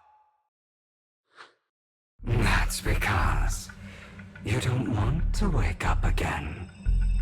Who are you? I am you. Hidden deep within your heart. Your most true self. You want to kill her, don't you? Your so-called mother. Every time she beat you without reason, when she tried to gouge out your eyes, when she sold you into that hell, laughing all the while. You wanted to be the one to end her life. Why not admit your hatred? As you are, you can hunt her down and make her pay for the living hell of a childhood she made you suffer. Yes, I hate her. I hate her because she was foolish and shallow, greedy and stupid. I hate her because she doesn't deserve to be a mother. She did everything she could to try and get into the Ravenlock family, believing she could live a life of luxury without having to do anything and never realizing she was a pawn, discarded from the very beginning. So she chose to blame me. Blame me for my heterochromia. Blame me for my very existence. But I won't kill her, because I know it won't change anything. She was incapable of loving me, just as she is incapable of loving herself. Have you been brainwashed by that dog? Keeping up the act of being some magnanimous and forgiving fool? Don't compare us. I've simply come to understand love or hate. I make my own choices, and they have nothing to do with anyone else. She sold you to the Ravenlock family for a huge sum of money. She used that money to start a new life without you. While she was indulging herself, you were going through hell in the Ravenlock Manor. Does it not torment you? Do you not feel the hatred? Do you not want to demand answers? Kill her. Only by killing her can you be truly free. For a long time, I thought the same way. But now, well, I want to make a different choice. Stop lying to yourself. You never had a choice. This weak-minded thinking will only lead you to failure. Like before, you'll be nothing but a worm, trampled into the dirt by those so-called elites. Do you still not get it? This is how the world is, and always has been. Hesitate and you'll be the victim. If you don't grab your knife first, you'll end up being on the other end of the blade. If you want to change anything, you must first become the one who makes the rules. Just like that woman. The only reason she could treat us that way was because we were weak. So listen to me.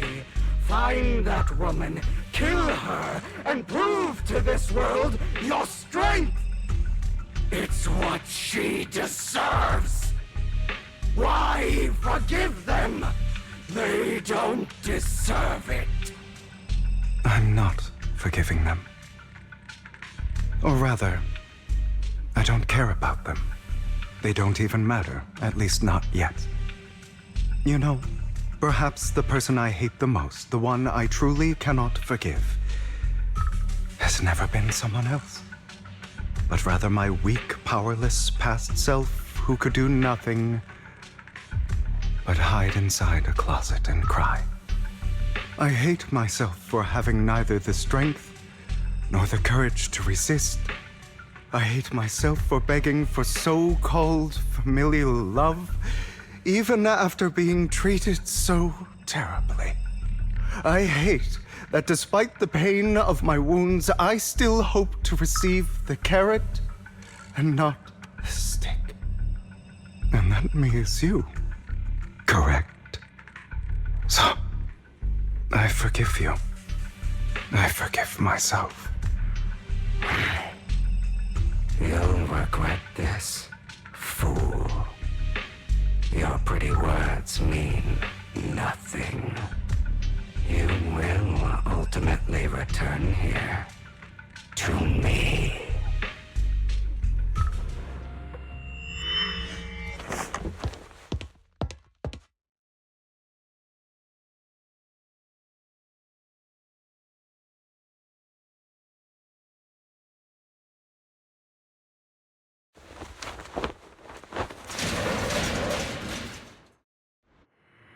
I see.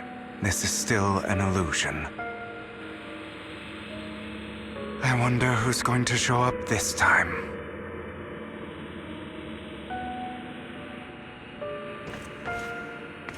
Brother!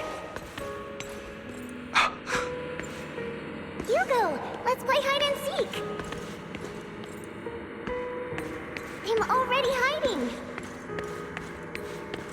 You'll find me, right? Like you always do! Serena.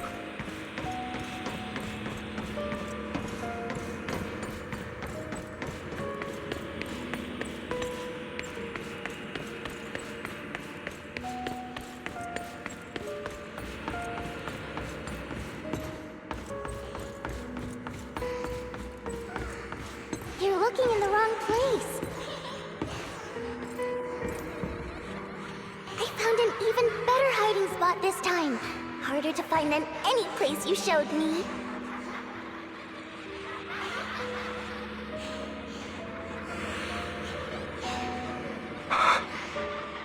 Hey, Hugo.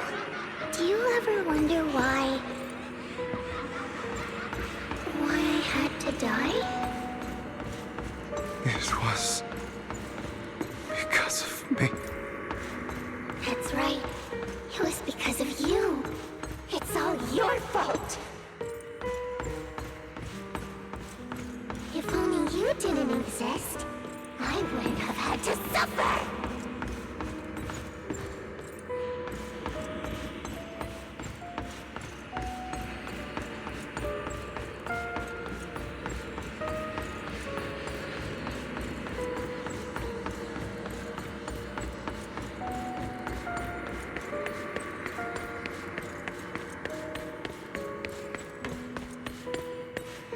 Still looking in the wrong spot.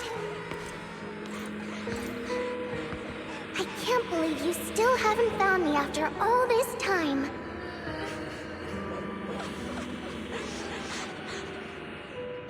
Have you forgotten about me?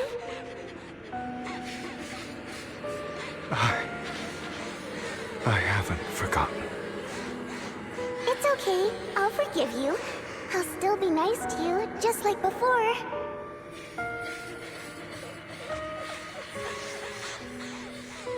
I was the only one who was ever nice to you, wasn't I? Yes. Then tell me, why do good people always suffer? Why is kindness always punished instead? Tell me, Hugo, why?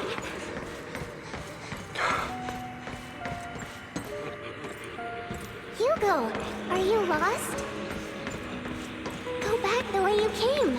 I left you a surprise there.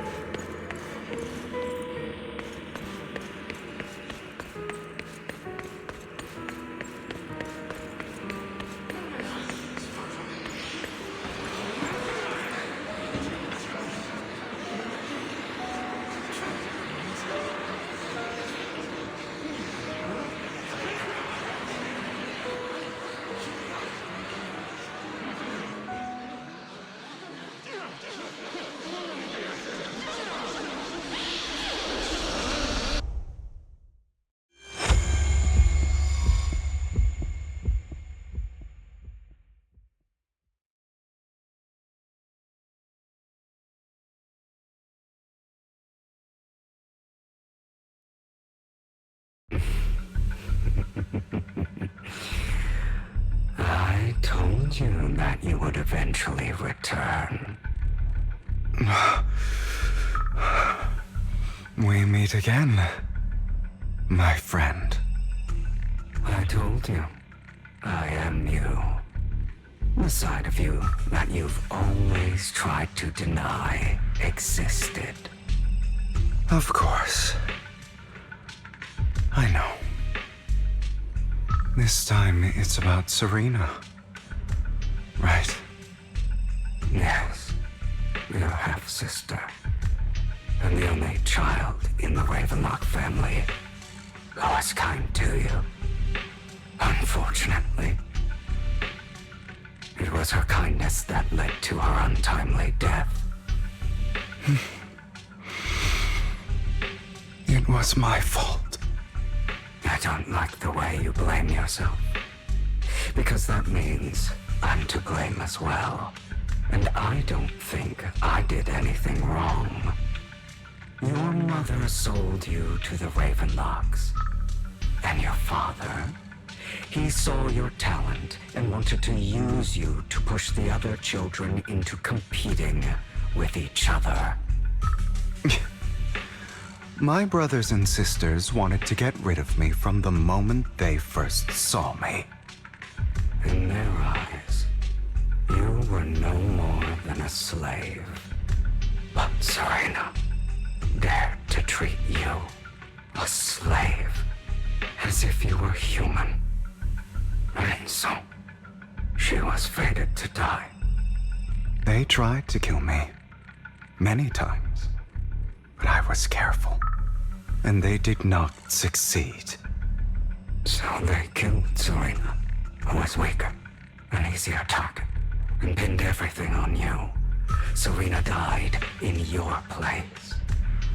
Those cruel brats thought that by reporting this to Father, they could use it to get rid of you, a rival who threatened their positions. Yet, not only did Father not blame you for the incident, he praised you for it. In this world, only the ruthless, cruel, and merciless can stand at the top. And that's exactly what you managed to live up to, no? You found a perfect opportunity thereafter to catch the ringleader of the group who framed you and almost beat him to death.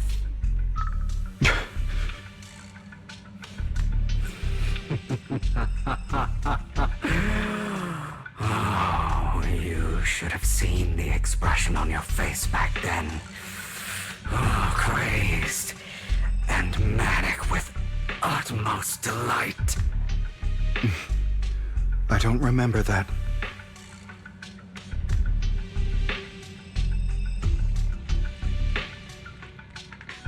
Here you go again, trying to deny your desires.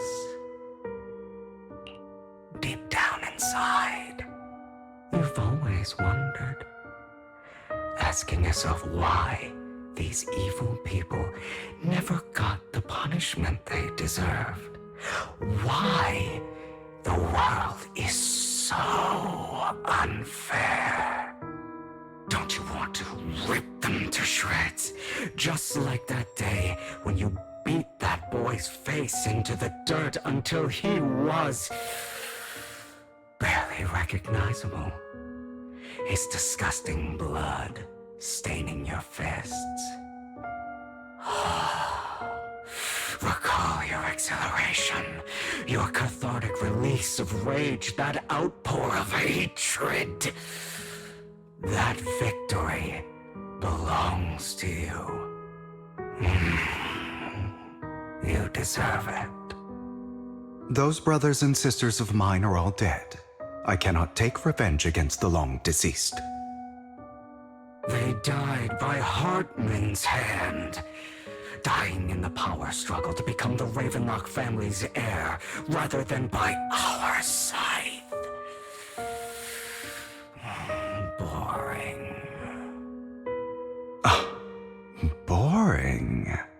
I find it hilariously ironic. Children who would murder their own kin for scraps of power dead at the hand of their uncle who followed their example. Is that not karma?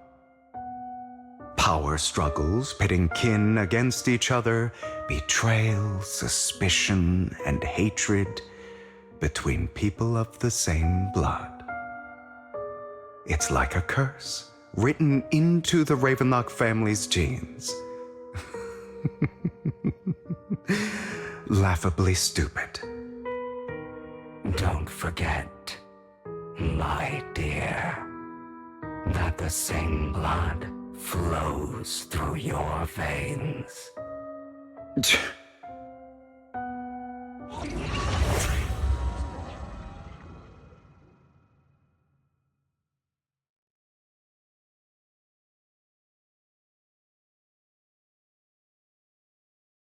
That's right, my dear nephew.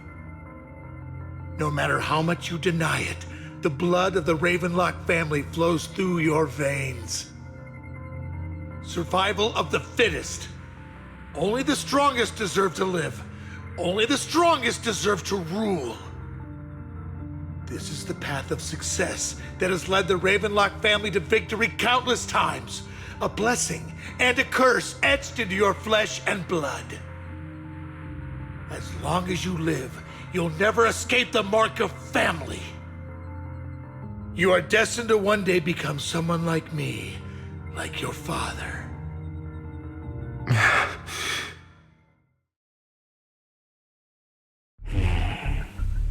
Is that fear I sense? I can see you trembling. Why does the Ravenlock bloodline terrify you so? I won't become like my father. Never. You won't become a failure like him. So relax. Our power eclipses him, and so does our ambition.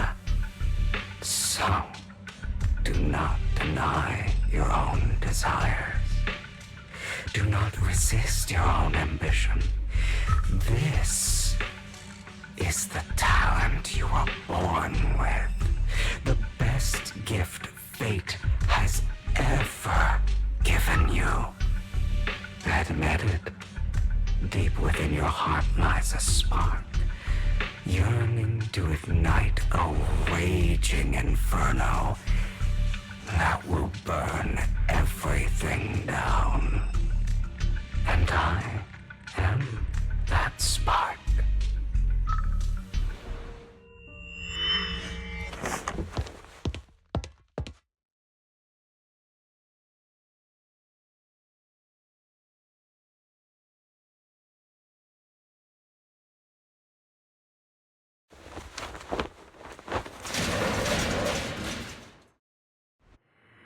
Lygon. Never thought I'd be this genuinely thankful to see you.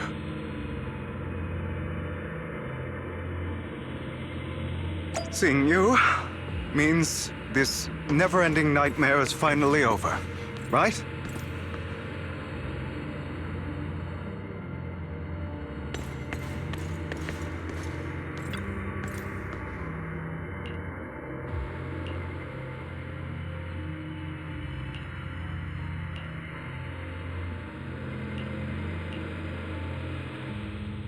I don't want to hear something like that from you. You have no idea what that man, my father, is really like. A person who stops at nothing for their own interests and ambitions. Just like what you're doing right now. And what do you think I'm doing this for? All of this was part of your plan. You knew where the Ravenlock family was going to be, so you set Mockingbird's target there. To seek revenge, you plotted to assassinate your own father, but he was too vigilant, and you failed. After almost being assassinated, your father was furious and locked everyone in the hall, but was unable to find the assassin. And what a coincidence that a hollow disaster just occurred in the vicinity. So he used it to eliminate all the unfamiliar faces there, turning them into victims of the Hollow, an easy feat for the Ravenlock family. So, the one who killed innocents was my father, not me. You knew what choice an extremist like him would make, and you used the chaos to once again attempt an assassination. This time you succeeded. You killed your own father at the cost of innocent lives. Admit it, Hugo. You don't care about anyone else. The only thing you care about is your revenge. How is that any different from your father? Enough. I'm tired. I may hate him for betraying me, but he wouldn't say something like that. What? You aren't Lycon. You're the other me, hidden deep within my heart.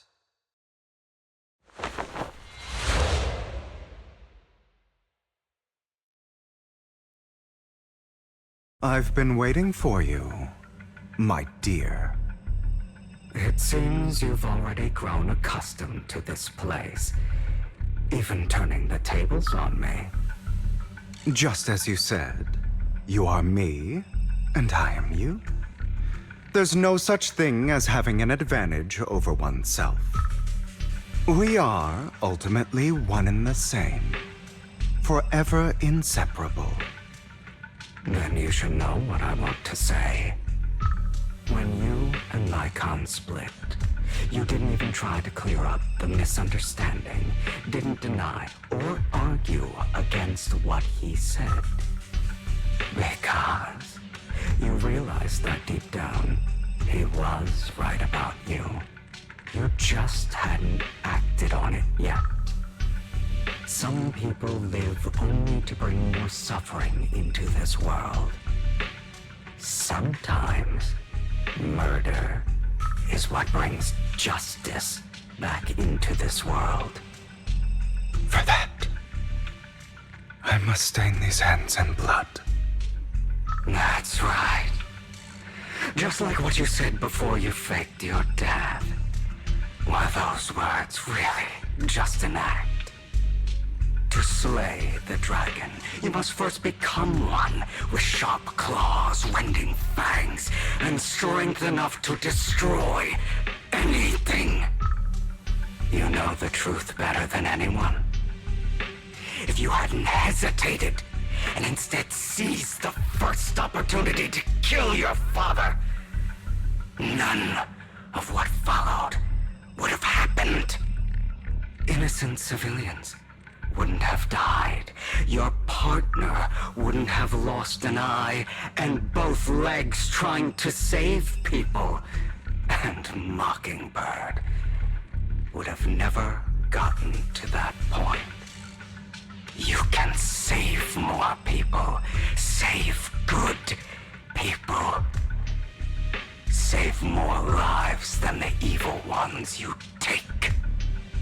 I've spent countless hours in regret over that incident. So why not submit to your true nature? You want to be the judge, jury, and executioner of this world. And you can. I wasn't responsible for Father's death. The true mastermind is my uncle, Hartman. His schemes to kill the head of the family were all so he could take control. Mockingbird was simply unlucky enough to get caught up in it. So, for a behemoth like the Ravenlock family, with its roots so deep, a single person's death, regardless of who that person is, wouldn't change anything. Of course, whether it's Tops, the Mayflower family, or even the entire world, it's actually all the same. I refuse to be dragged down by pointless hatred any longer. You foolish, stubborn idiot. Do you understand the power of hatred? Have we not come this far precisely because of it? Or are you going to follow Lycon and Jack's twisted logic? Come on. You don't actually trust anyone? Otherwise, why would you hide this whole scheme of faking your death from them?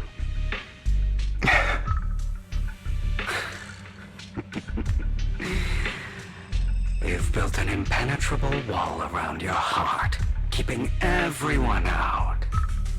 Of course you are right to do so. No one in this world can be trusted. Always. All you'll receive is hatred from your own blood and no love. Suspicion from your companions, and betrayal that comes all too easily. But the most ridiculous thing is that you want them to trust you. You stay silent and long for them to notice your suffering. You yearn for your companion's understanding and trust. Idiot. That's why you are incapable of exploiting them for your own ends. You care about their safety even more than your own. But remember, only the weak need companions. And we are children born from hatred. We are different from them. I will never be like them, and I don't need to be. Come, let me show you what powers we can wield. But you are me, and I'll never lose to myself.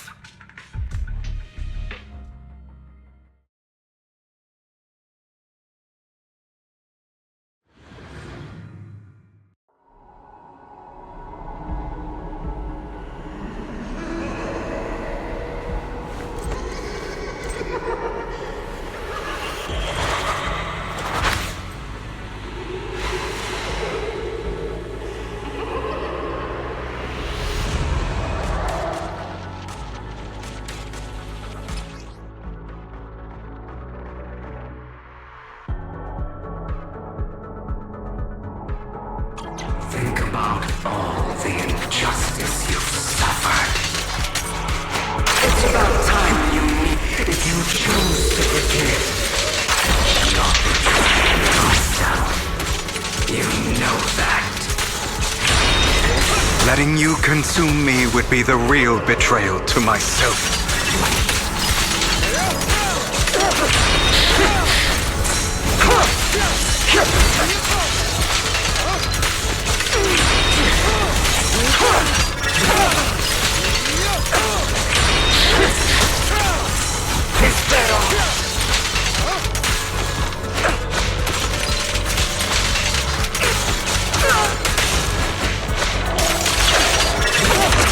Just afraid to admit it.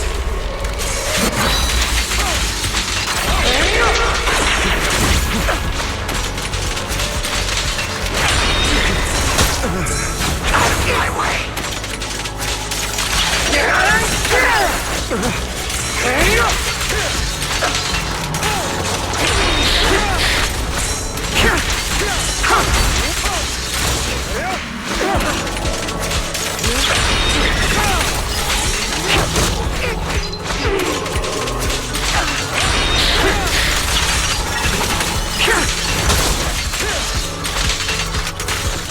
You're too scared to face your true self and what you truly desire. Beg for mercy. Prepare to kneel before me.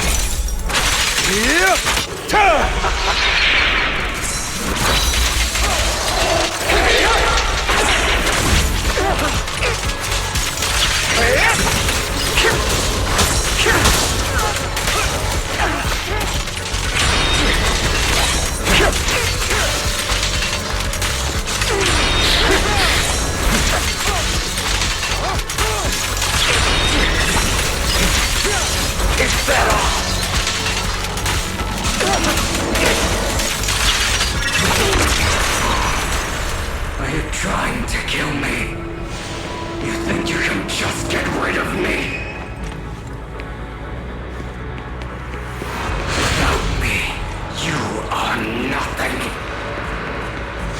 For what it's worth, thank you. Don't be afraid. You and I are inseparable. You're part of me, just as I am part of you. Fancy words won't change anything. No. It's not just platitudes. I finally understand now. Some pain only fades when it's seen, when it's accepted. So I won't fight you anymore. I won't hate myself anymore. Weakness, hatred, malice, strength, forgiveness, justice.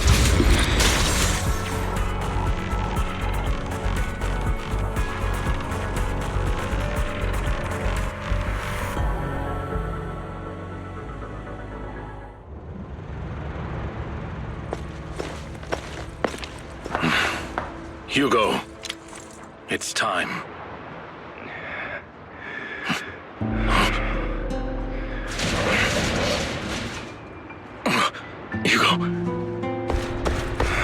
Hugo, you... Did I scare you? I made it through. I won. No praise for me, my dearest partner.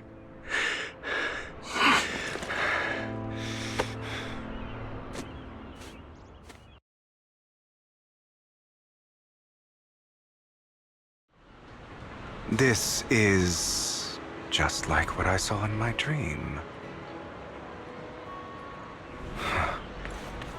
I guess there are still some lingering side effects.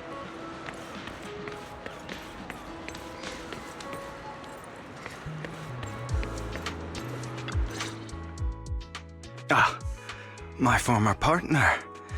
You're still as punctual as ever. Are you sure you're fully recovered? How about we fight? And I'll show you how recovered I am. I refuse to fight someone who is in need of medical attention.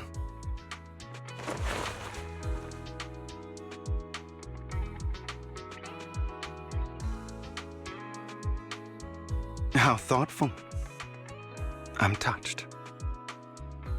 Or perhaps is this simply part of Victoria Housekeeping's professional care? I'd rather you not starve to death.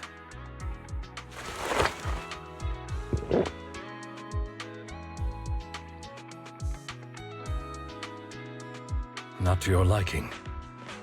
I'm fairly certain this is the same kind as before. No. I've just gone too long without food. It feels a bit uncomfortable. Either way, thank you. Now tell me, what exactly happened in the warehouse? Just going a bit crazy from... you know what? Were you expecting anything else? But I did have a very long dream. A dream about many things from the past. If I had to put it into words, it would be like giving myself psychological therapy. You seem like you could benefit from some too. How about it? Want to book a session with me? Trust me, I'm a pro.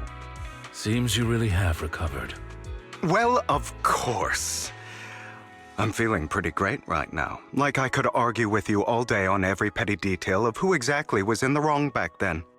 I wanted to ask, what you said about Mockingbird before, when you faked your death, was that part of the act? Oh, you mean the part about how Mockingbird has never really changed anything or saved anyone. I didn't expect you to still be so hung up on this. Interesting. After all, it was you who chose to betray Mockingbird. To betray me. Just as I said before, I never considered Mockingbird a failure. Perhaps Mockingbird deviated from its origins, but it has its value. You shouldn't reject the things you've done. or Mockingbird? I have contemplated this before. Yes. Mockingbird has helped some people and has genuinely managed to cause trouble for those who abuse their positions of power for evil. Yet those in high positions still possess immense resources, and the people we helped remain destitute and suffering, willing to become slaves to those in power for scraps.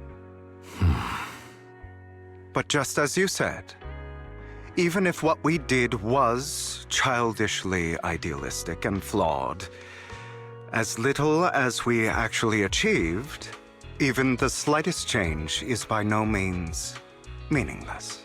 Nothing holds more value to me than Mockingbird.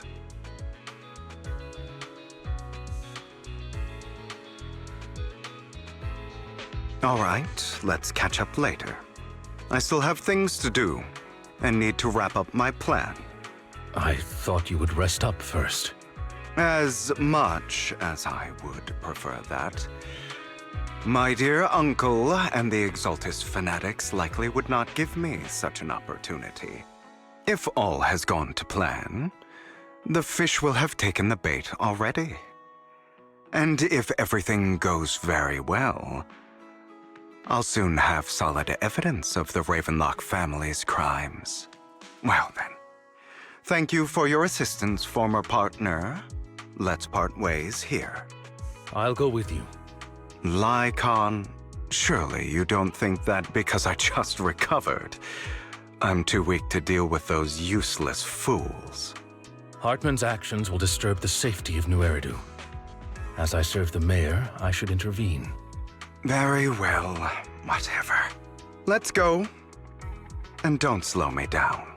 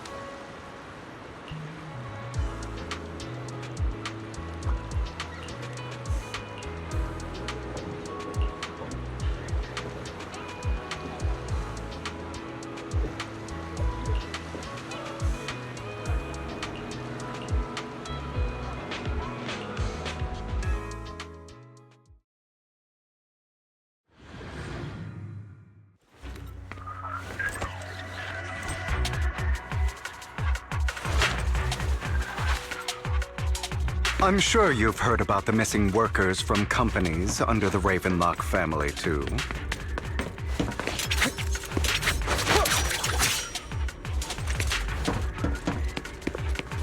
I know where they are.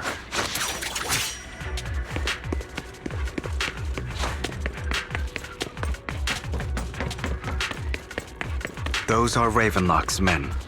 The workers with them are the victims who were tricked into going into the Hollow.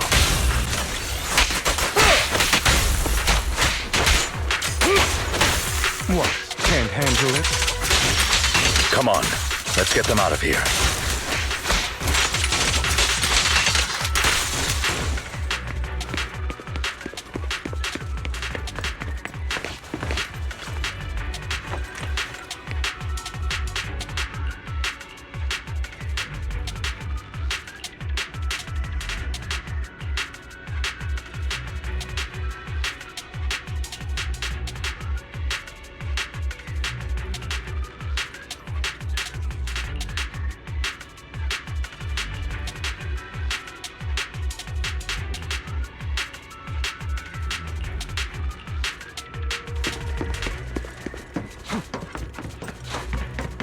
Ugh, bunch of nobodies.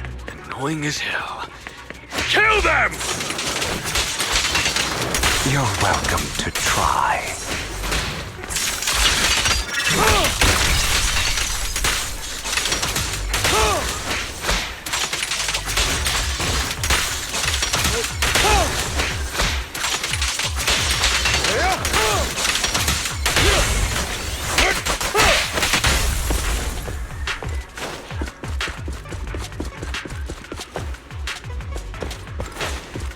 More workers here. And quite a lot of them.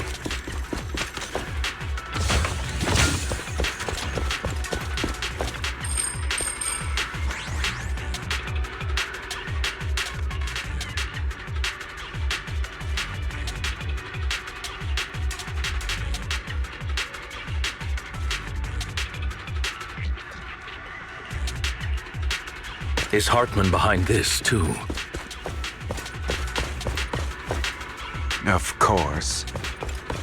He threw them into the hollow like offerings for the Exaltists. To him, those workers are just another resource, no different from the ether his company mines in the hollow.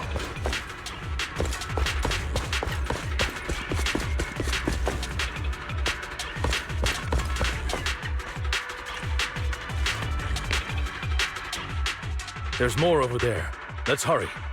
It's different this time. Don't rush in. Let's listen in on what they're saying first.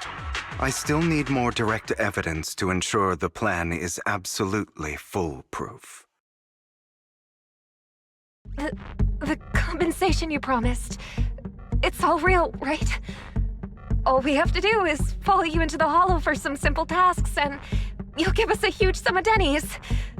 It sounds real suspicious. Shut your trap. You keep yapping and asking questions. If this is all so suspicious, why were you so eager to sign up for it? Because I don't have a choice. My daughter was previously caught in the hollow disaster and suffered severe corruption.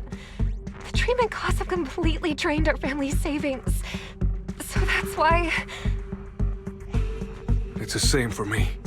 A serious illness at a senior age. I need the money. Who would risk taking a job like this unless they were desperate? I'll do it. No matter how suspicious. As long as I can get paid, I'll do anything. Even risk my life! Wait, you people from the Ravenlock family, you're part of a big company in Tops. You wouldn't go back on your word, right? Don't worry, you'll get every denny you were promised. But before we start, you all need to take this medicine first.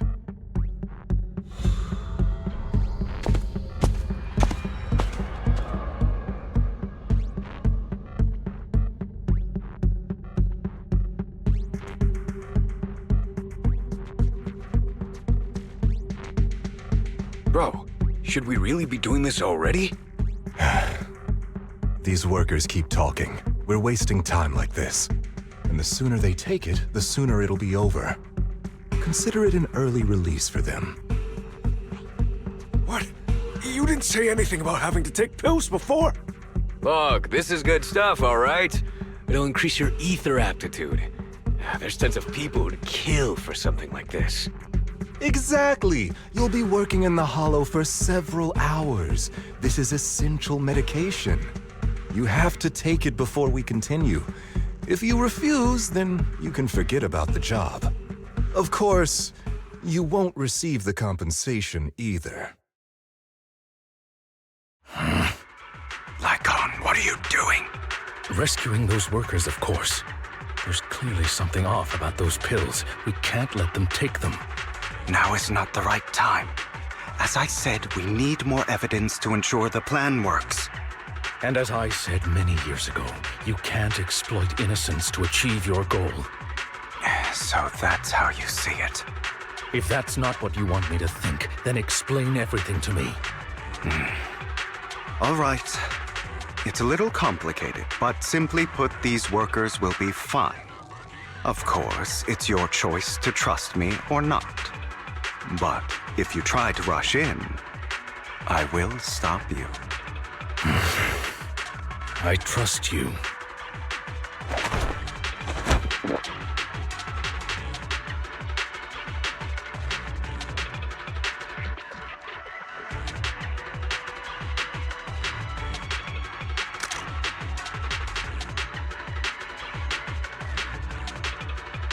All right.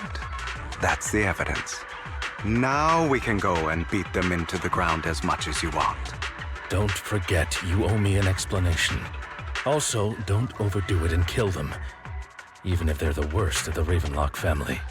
All right, Your Holiness, Saint Lycon. Who the hell are you? Why don't you take a guess?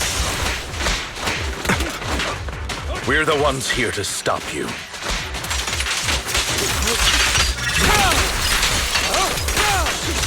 Can't remember the last time we worked this well as a team.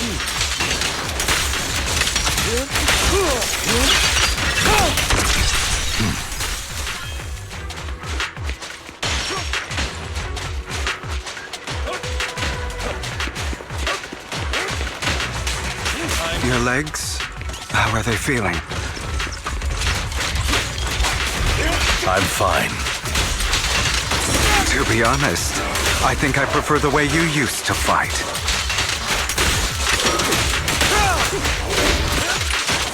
You had a lot more aggression. I've merely learned to control my strength.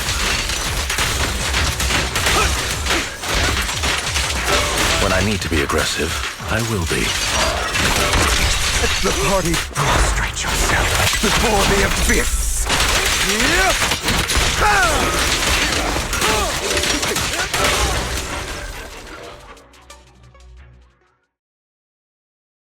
Ah, damn it! Who the hell are you? How dare you mess with the Ravenlock family? Ravenlock. Savor the name while you can, for it will soon cease to exist. What's that supposed to mean? It means exactly what I said. I think this might be good for you. Sever your ties while you can. You still have a chance to walk your own path. The family's honor comes above all else. Is that really what you think? I saw the compassion on your face just now. You're not from the main family, right? That's why you were assigned to these trivial tasks. But in reality, there's no need for you to keep playing this boring game for them. I don't have a choice. From the moment I was born into the Ravenlock family, You always have a choice, if you're willing to act. All right, let's end the small talk here.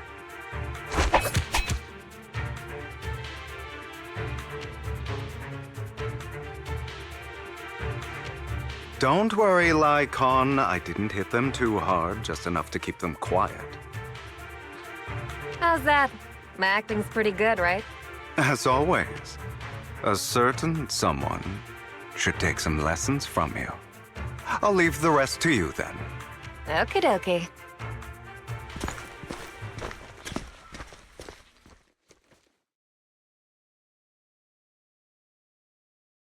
Okay, now can you tell me exactly what's going on here? As you can see, that worker just now was actually an informant of mine. The pills were swapped out with vitamin tablets. Outside of this batch, some workers have already taken the actual substance Hartman has. But rest assured, the antidote for it is already in development. I found the best in the field to help, and with the data I collected before, we should have results soon. I wanted to ask. The reason you decided to lock yourself in a room and endure the effects of the drug, besides getting evidence, it was also to collect data on this drug in order to create an antidote, correct? It seems you're not completely beyond hope. I thought you were just being stubborn. Sometimes I wonder if you know me at all. Then, I have one last question. Why did you never tell me any of this back then? The truth is, I heard everything. That entire conversation between you and Jack. Before he passed away in that small attic. When Jack called you aside and gave you those warnings. When he told me you might go down the wrong path? That's right. You never said anything. What would I even do? Scream and rage over your suspicions, or get on my knees and beg for you to trust me? You know there's no way I'd allow myself to do such a thing. Besides, back then, even I was confused about myself. Jack, It's all in the past. You don't need to explain anything to me. Enough. We should get going. If we're going to reminisce over the past, we should find a more suitable location.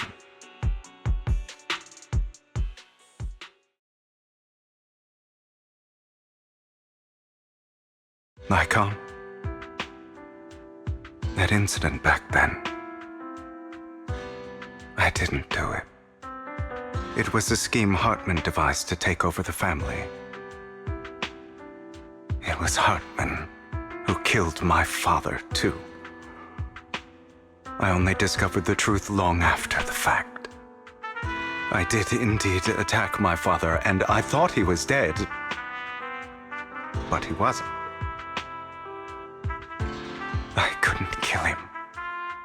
And even before that, if I hadn't hesitated, none of what followed would have happened. Even now, I still think they deserve death. But I no longer care to personally deliver that fate. They're beneath me. And I have more important things to do. I know we may never agree on that point, Lycon. I once wanted to fight against those ugly truths that defined me, but I discovered that the more I rejected them, the more painful it became. So, I could only accept that crazed, hateful, and malicious side of myself. As long as I know I will never become like my father, like Hartman, that is enough for me. You've changed. But I think that might be a good thing. Don't patronize me. You've changed a lot too, compared to before. I still disagree with Jack's words, and I won't forgive your betrayal. I will walk the path I believe is right, even if I must tread over thorns and through the mud. But I will also allow you to walk your own path. Lycon. Should I say thank you? You're welcome. Come to think of it, we haven't talked about your legs and eye. It was just an accident, not your fault. I'm doing well now. I hope you are too. On the contrary, perhaps I should be the one apologizing. I misjudged you. I used to think you wanted power, that everything you did was for your own ambitions. I thought you wanted the power to pass judgment on all in this world like a god. I am a god. I am my own god. Or you could say that in this world, everyone is their own god. There are many things that we are powerless to change. But there are also many choices we can make. Just as I said before, I am the only one who can kill me or save me. I'm glad you think that way. Let's go. I still have one last thing to do. To witness the end of Ravenlock.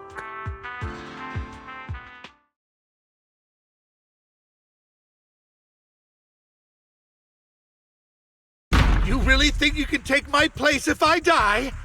Never, you filthy bastard! Your little tricks mean nothing. As long as the Ravenlock family stands, I can still get back on my feet. You still don't get it, do you? This was never about avenging my father. And I don't care about taking your place. I didn't come this far just to kill you. That'd be pathetic. Right on cue. Why don't you take a look at this, Uncle? On behalf of TOPS, I'd like to clarify that we had no involvement in the Ravenlock family's actions. TOPS is officially terminating all partnerships with the Ravenlock family, effective immediately. We will have no further affiliation with them. Are you crazy? What the hell do you get out of ruining the Ravenlocks? You want to be a petty thief forever? Thief? Oh, Uncle. Allow me to reintroduce myself. I'm the name people whisper about. The one who robs the rich and gives to the poor. I'm the master con artist who can fool anyone, anytime. I'm the leader of Mockingbird. The one who turns every headline into my own stage. I have friends who'd catch me if I fall, partners who'd shed tears for me, and allies who always have my back. I am Hugo Vlad. You're the one who needs the Ravenlock name. I never did. You ungrateful bastard! You should have never been born. You flatter me. Same goes for you, Uncle.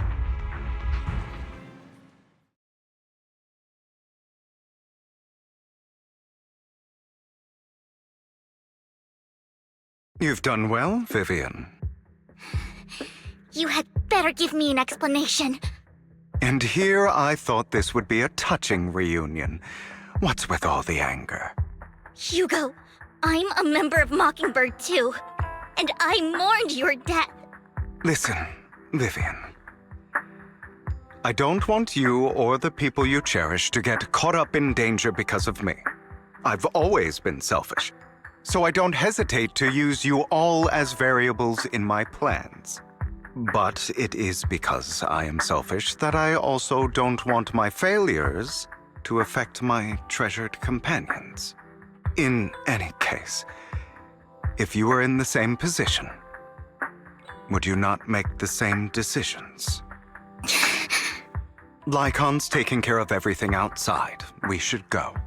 Also, Belle, thank you. And I'm sorry for the whole act where I threatened you.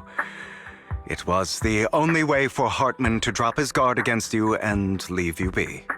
I, Hugo Vlad, am forever indebted to you.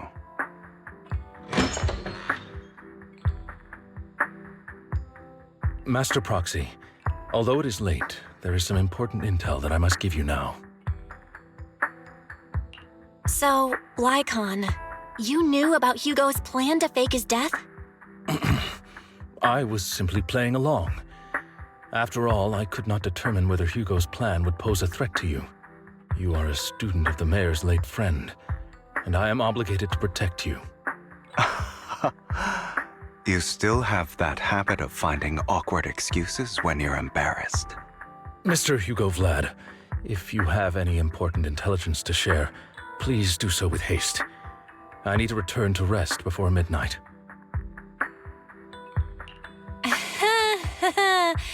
You two sure are close. For the sake of a certain old fossil's sleep schedule, I'll keep it brief.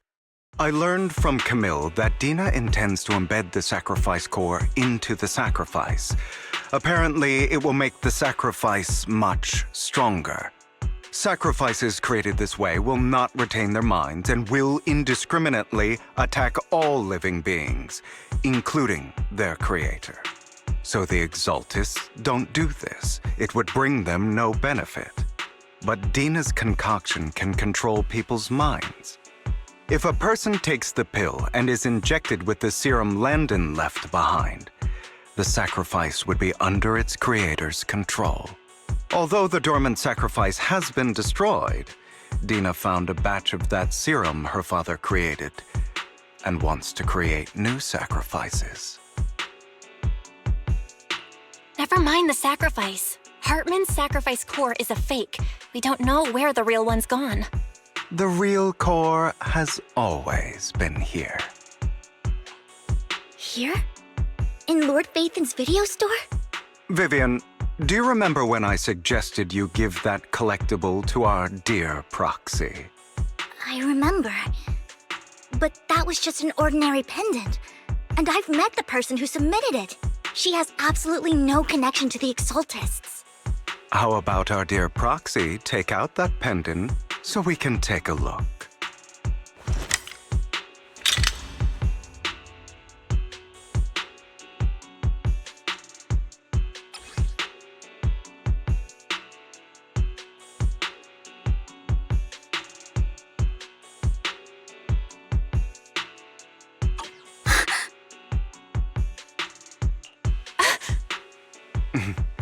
I'll take your surprised expressions as a compliment for my little trick. I will hand over this core to the mayor as agreed. Since he fulfilled his promise to protect Vivian and the manager while I was pretending to be dead, I won't go back on my promises. No wonder the mayor would promote rhetoric favorable to Mockingbird. I can't believe I thought he was actually being sincere. Since we have the sacrifice core, all we have to do now is stop Dina from using innocent people to make more sacrifices. Yes, and we need to destroy the last batch of Landon's serum.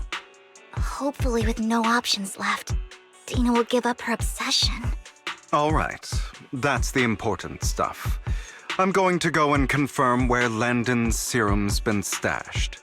I'll contact you again once I have something.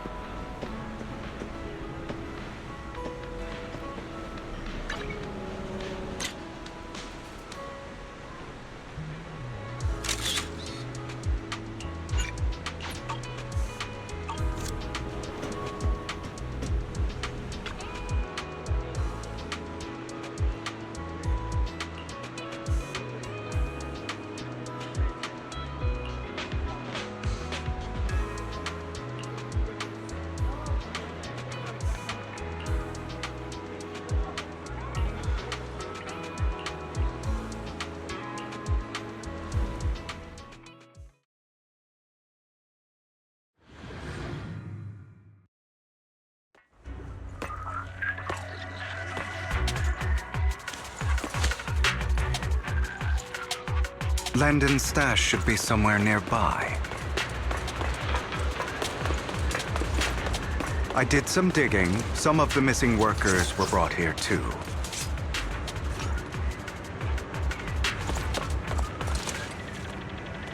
Dina's getting ready to make her move.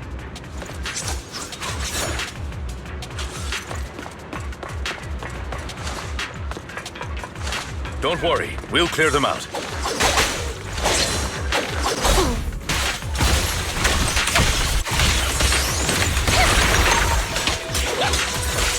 Look around!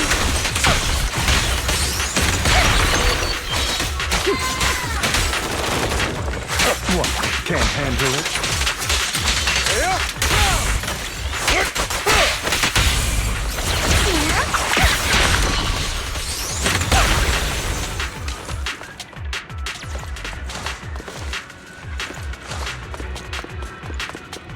They're trying to destroy the goods! Stop them!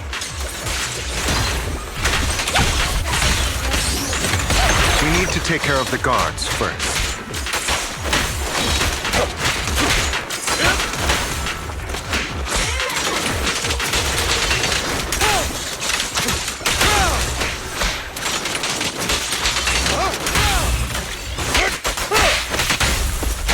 Some of the serum is stored in this warehouse.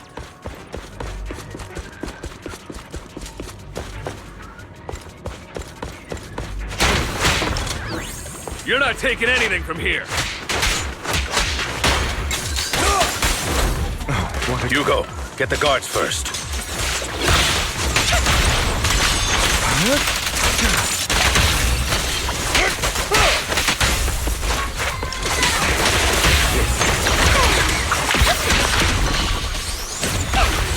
You just stepped into your own graves!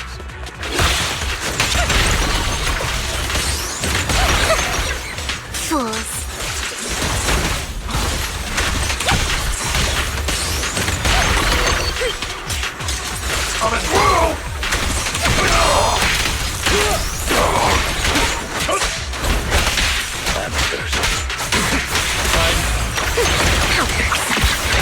It's for flowers that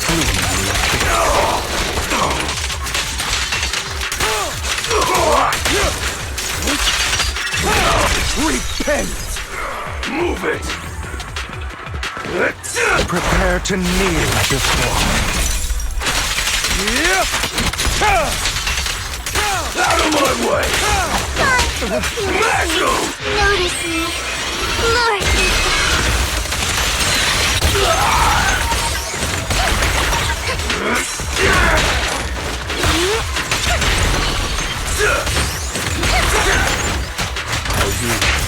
I'll eliminate any obstacle!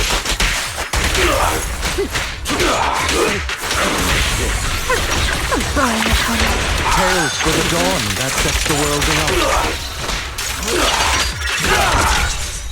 More of Landon's serum survives than expected. Fortunately, since they're still here, it means Dina hasn't executed the final step of her plan. There's likely a lot more stashed around here, and we have yet to locate the missing people. Our actions here won't go unnoticed. Perhaps they're making plans to deal with us on their side. With Landon and Dina's concoctions combined, she may be capable of creating a sacrifice that obeys her. If it comes to that, this will get far more troublesome. How about we split up? Hugo and Lycon will destroy what remains of the substance around here, and Vivian and I will go search elsewhere. Very well. Let's go with your plan. But be careful if you encounter Dina and her people. According to Camille, she's absolutely obsessed with completing her father's dying wish. Who knows what she may try? Let's part ways here for now. And perhaps the other manager could use EOS to guide us. Sure. I've been feeling better these past few days, so just follow me. It's only now that I realize how fortunate we are to have two Lord Faithins. Although, I feel like our work's doubled. In the past, Belle and I would only ever work on the same route.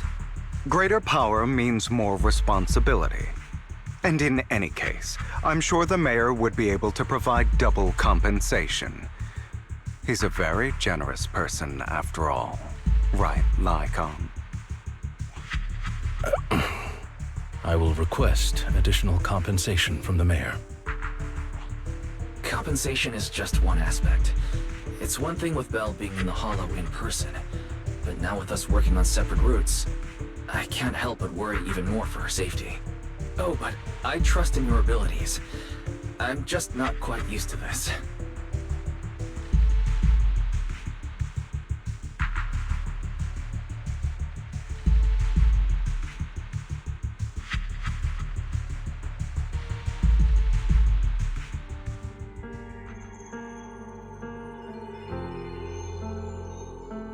This is the future I saw.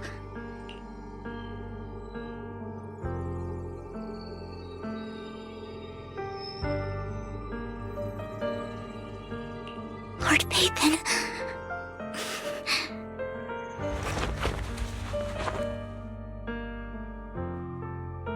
I'm sorry. This time, I will make sure the future I saw does not come to pass. I don't want to bring you misfortune. That's all I wish for.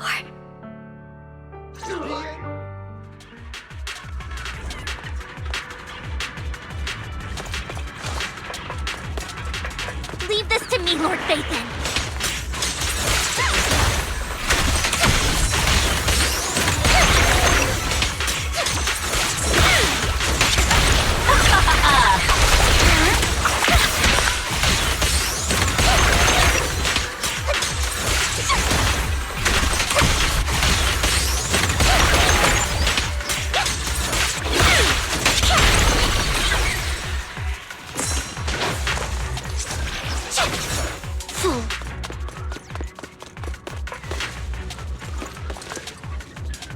Lord Phaethon, there might be more serum here.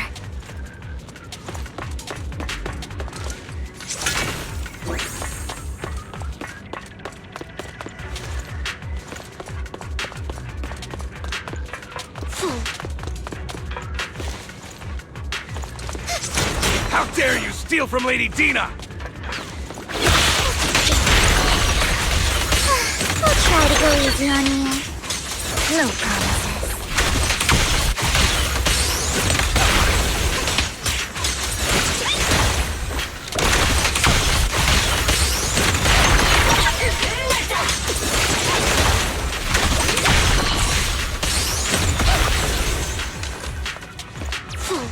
There are containers by the fissure.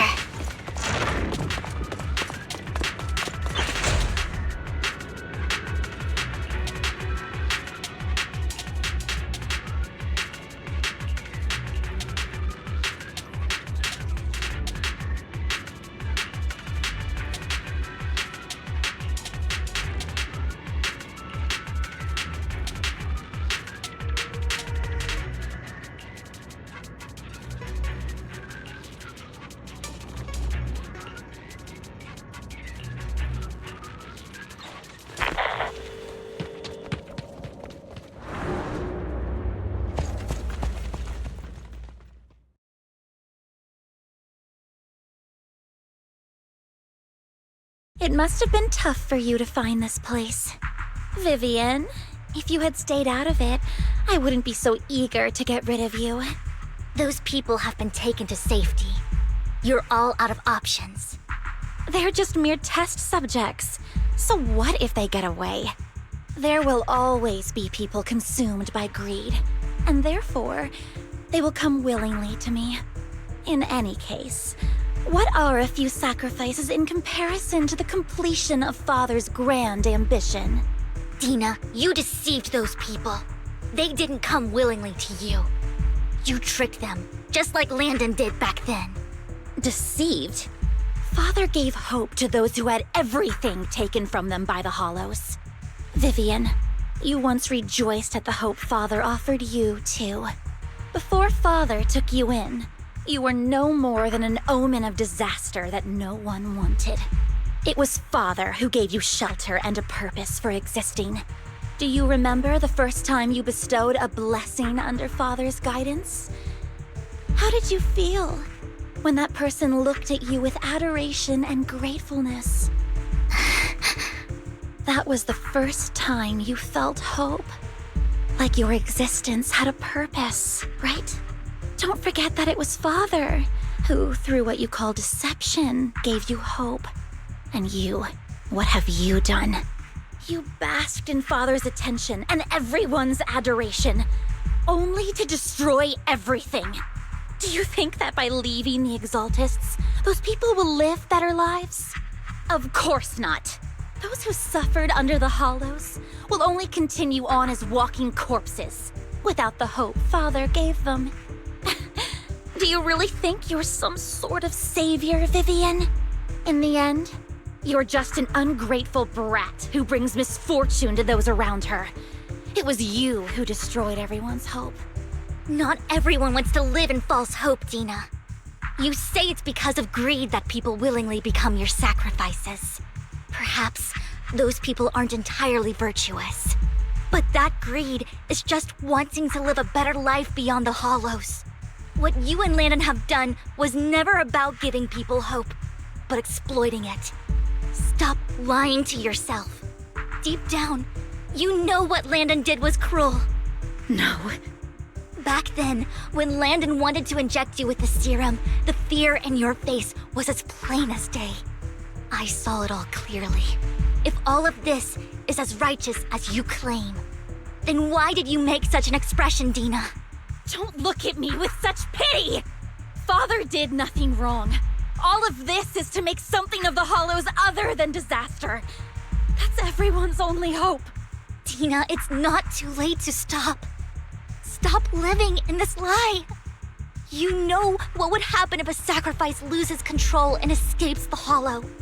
It's not the Hollows that are to blame for those people's deaths, but the hope you keep talking about. That will cause more despair and claim more lives. That is merely the necessary sacrifice to accomplish a greater goal. No one deserves to be a sacrifice. Your hypocritical magnanimity disgusts me. I can always go and get more test subjects if they've escaped. And I will be able to replicate Father's serum with enough time. With you gone, I'll be able to complete Father's gift to the Creator and fulfill his last wish. Camille, release the failed subjects. Lady Dina. Camille, are you going to do what you did before? You keep saying you'll follow the Creator, but it's all lies. Lady Dina, the Hollows took my family from me. I understand that there's no way to get back what I've lost. It was Lord Landon who told me that the Creator would guide me. One day, Hollows will no longer be disasters. Everyone will be able to survive inside them. I look forward to the day when this hope becomes reality. I watched you grow up, and I know that you've always looked up to your father. He gives you hope, and I destroyed that hope with my own hands. I know the pain of loss, so I've always felt guilty. I want to atone for the hope I destroyed. But Dina, I don't want to ruin more lives, and I don't want to continue watching you destroy yourself. Vivian is right. Not everyone wants to live in false hope. So, please, stop. Camille, are you abandoning me too? I'm not abandoning you. I just don't want to see you go past the point of no return. The point of no return? I passed that point ages ago. No, Dina. You can still turn back. I'll be your way back. Where are you going, Camille? I made a deal with Hugo and the mayor. If someone needs to take the fall for this, let it be me. I did it. All of it. I've been forcing Landon's only daughter, Dina, to research how to create sacrifices. I colluded with the Ravenlock family for my own gain. Everything Dina did was under duress. Since I've kept her captive for so long, she doesn't have the skills to survive as an independent member of society. She'll need a caretaker and teacher. Someone who will look after her and educate her. No! I refuse, Camille! I refuse to accept this! Dina, I'm going to dispose of those failed subjects. I won't allow it! You'll die! I won't allow it! You can't leave me. I command you! You've always followed my orders, and you will follow them now! It wasn't your orders that I've been following. My younger sister, who was stolen from me by the Hollows, also had such beautiful red hair. When Landon told me the Creator could bring me hope, you were standing there, right behind him. I was certain, then and there, that this was the hope the Creator had given me. Start over, Dina. You still have so long, so much time. You'll make friends, find people who love you, and make many beautiful memories. That's not what I want! Camille, you're not allowed to die! I won't allow it! I won't allow it! Goodbye, Dina. And I'm sorry, Vivian. I'll leave the rest to you.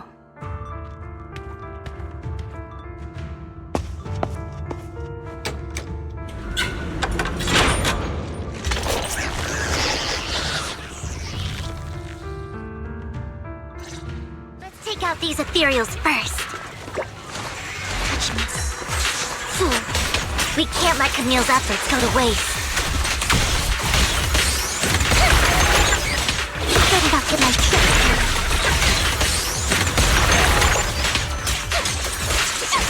Don't touch me. Don't touch me. Let's go after Dina, Lord Phaethon. Don't touch me. They must be on the other side of the fissure.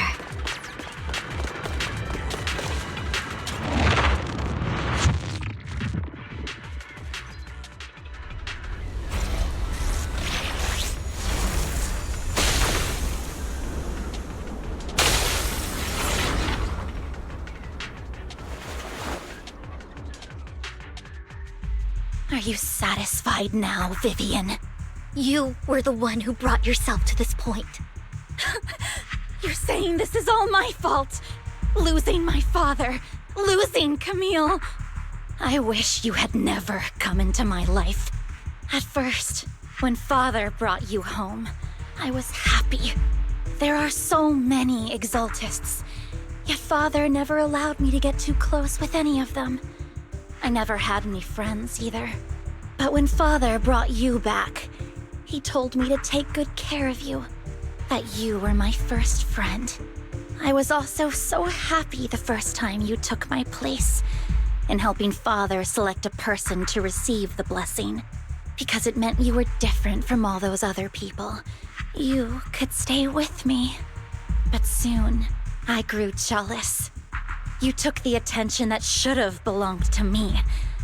You even took Father's love from me. It's only because of my ability that Landon... I know, but... Vivian, jealousy is something you cannot control. Of course, the same goes for fear and hatred. I was terrified that one day you would look at me and shed tears.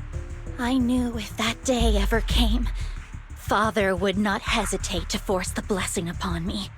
And when that day did come, I hated you for causing my father's death. Tina, you knew everything about what happened back then, so... why are you still defending Landon? And why didn't you tell me back then? If I had known earlier, maybe I could have found a way. Because it's the only thing that makes me more special than you, no? It proves I had Father's trust. I was more useful to him. Vivian, you said you wandered without a home ever since you were young, hated by by anyone you encountered. You were happy to gain recognition from everyone and help Father when you were among the Exaltists. But in the end, you discovered you were being used, so you felt betrayed and hurt. Then, what about me? All I ever had was my father. I've never known a life outside of the Exaltists. Ever since I was young, my only purpose was to help Father select who was to be blessed. The only purpose I had was my father and the Exaltists. I've never been taught anything else, Vivian. It is what little value I have, and have ever had. In the end, you took even that from me, and completely destroyed it. You think you're doing good and fighting evil. You've only managed to affect a small part of your world. But have you ever wondered if maybe that's all there is to my world? I never wanted to hurt you. You were also my first friend. And that's why I wanted to save you back then. Save me? You and Camille all talk about saving me. Why don't you understand? To me, loss is so much more painful than death. Tina, you can start over. Everything Camille did was so you could live on. Let's leave the Hollow together. There are so many amazing places in New Eridu. This time, I'll take care of you. I've also met so many amazing people. I'm sure they'll love you too. Okay, Dina? Vivian, I can't forgive you. And I don't want to forgive you. I have nothing left. If what little hatred I do still harbor were taken from me, well, I refuse to be so pitiful. I won't apologize, Vivian.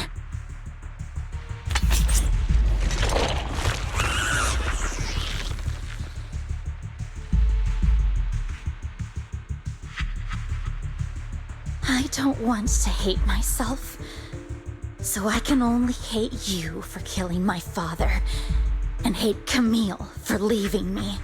That's just the kind of person I am. Hateful and despicable.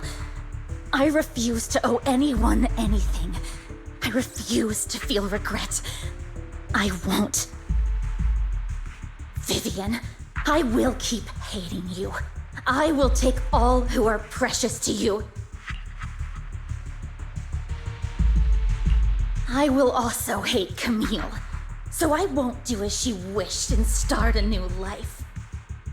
Vivian, if you had never existed, if I had never, you would be... Lord Phaethon, please do not interfere. She was my first friend. I'm going to bid her farewell.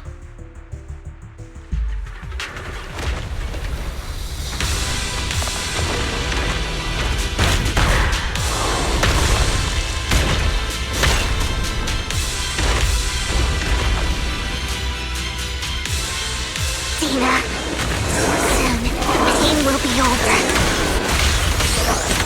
Lord Phaethon, don't come any closer!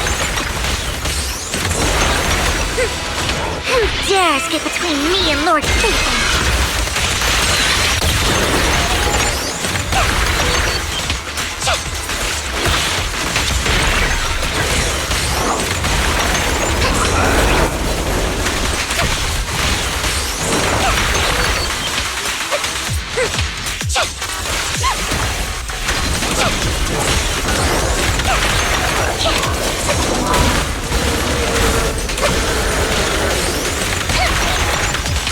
Huh?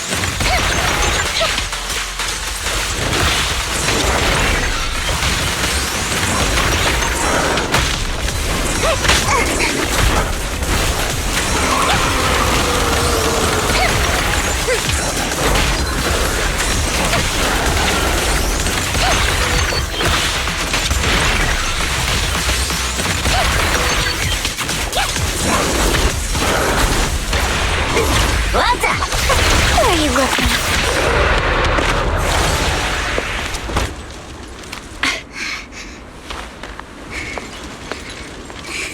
Behind you!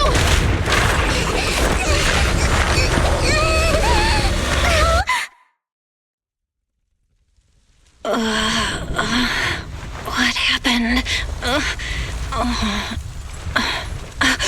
What the?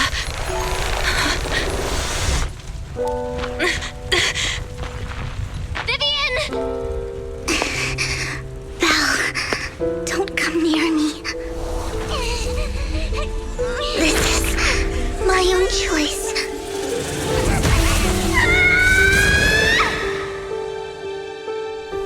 I will change the fate I saw. Vivian! I just want you to remember me when I looked my best. Vivian! Vivian, your body. I'm sorry you had to see me like this, but I don't want to be the one that only brings misfortune anymore. No, please. No. It's so warm, and the night is beautiful.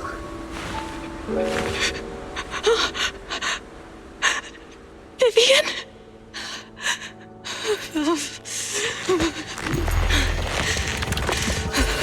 No.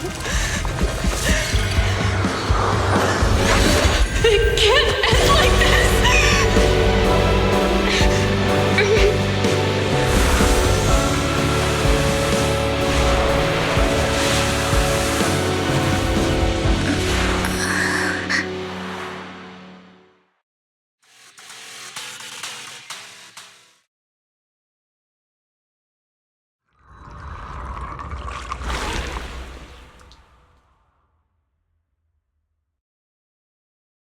Belle, you're scaring me.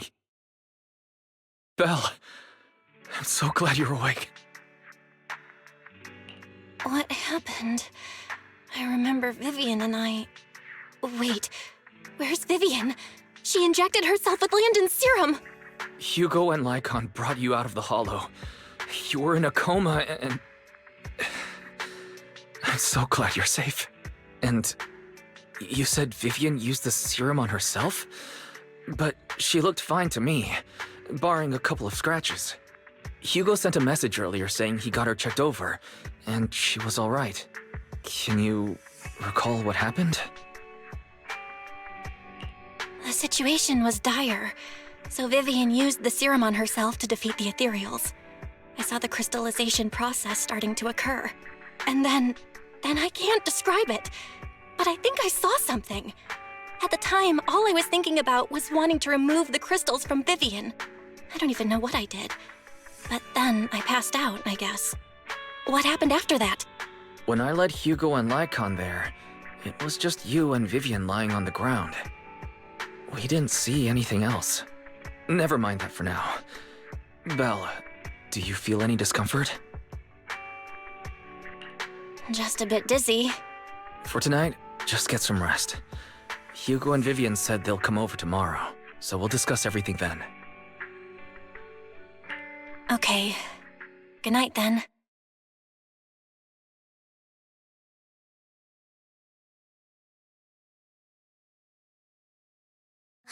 Lord Phaethon! How are you feeling? No headaches? Leg pains? Heart palpitations? Loss of appetite? Vivian? I was just so worried. Sorry. Anyway, Lord Phaethon, I'm so glad you're okay. What happened this time was all my fault. You only became an Ethereal to defeat Dina. If it weren't for you, neither of us would have made it out alive. So, what happened? Belle said she saw the crystallization process start, but I didn't see anything through EOS. Hugo, Lycon, did either of you guys see anything strange? Allow me to explain. Miss Vivian told us what happened after she awoke, and the mayor arranged a full medical checkup for her. Based on the results, Miss Vivian indeed shows mild corruption sequela, But if the crystallization process had already started, the lingering effects should be far more severe. To be precise, if the process had already reached the point of mass surface crystallization, it should have taken no time at all to become an ethereal. So, the mayor theorizes that it was the etheric energy within Master Proxy's body that affected Vivian's condition and the surrounding etheric particles, causing Vivian's corruption to recede. Essentially, corruption is a reaction between the etheric particles inside the body and in the surrounding environment. Therefore, it's not necessarily irreversible, just that currently our mainstream method of defense is prevention. How come I didn't know I had this ability? How's it even possible for me to influence other people's etheric particles? That makes it sound like I can manipulate etheric energy at will. Master Proxy, you are special. This is a gift your teacher left you. Our teacher? So this has to do with her? I don't know all the details, so I cannot explain everything to you. My apologies. However, Miss Yixuan might be able to answer some of your questions. She will visit you sometime soon, so please feel free to ask her any questions you may have. She has quite an eccentric personality. If she causes you any inconvenience... If she causes trouble, can I file a complaint about her to you? Master Proxy, you have always been a people person, so I trust you will handle things just fine. That just makes me more worried. In any case, the mayor has asked me to give everyone his most sincere gratitude. Unfortunately, the mayor could not come personally, but has promised everyone a favor. Provided it's within his means, he will offer his unconditional assistance once. There is no time limit on this favor. Unconditional, What if I wanted his position as mayor? If that is what you desire, then the mayor and his subordinates will be first in line to vote for you in the next election. As for the other votes, you'll have to work for them on your own.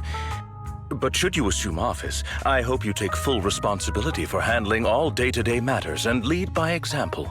By sheer happenstance, the mayor has provided you with a copy of his current assignment, the City Waste Sorting and Processing proposal. Old fox. Well, can I request Lord Phaethon's? The mayor imagined you might ask. I have prepared all the necessary documents, and the ceremony expenses will be covered by the mayor as a gift. As long as Master Proxy agrees, we can sign and process the documents immediately. But this matter requires mutual consent and cannot involve coercion, confinement, or one party's lack of consciousness. Stop! I would never do that to Lord Phaethon! Probably. At least not today. As for you, Master Proxies, the mayor has some sense of what you desire. That said, he hopes you might speak with Miss Yixuan first before you decide the timing of that favor.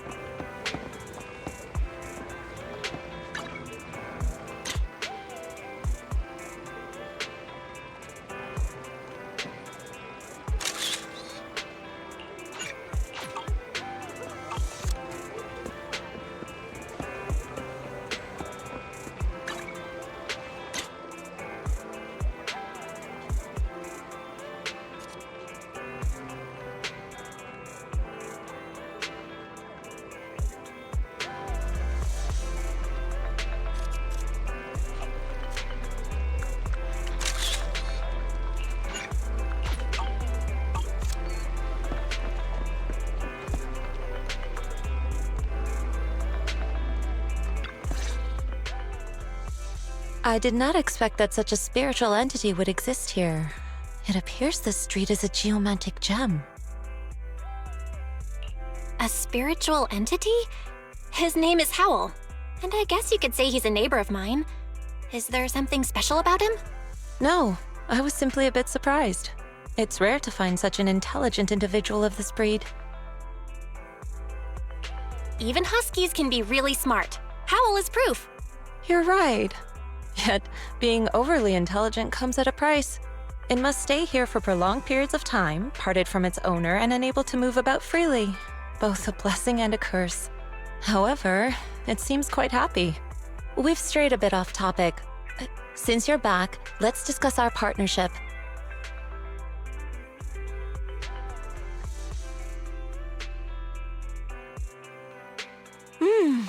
Nice job. Good air circulation, excellent layout. Very suitable for a business. Your Bangboo here are also very energetic. It seems your fortune is good when it comes to wealth. Didn't expect you to understand feng shui. Thank you for your blessings. But who exactly are you?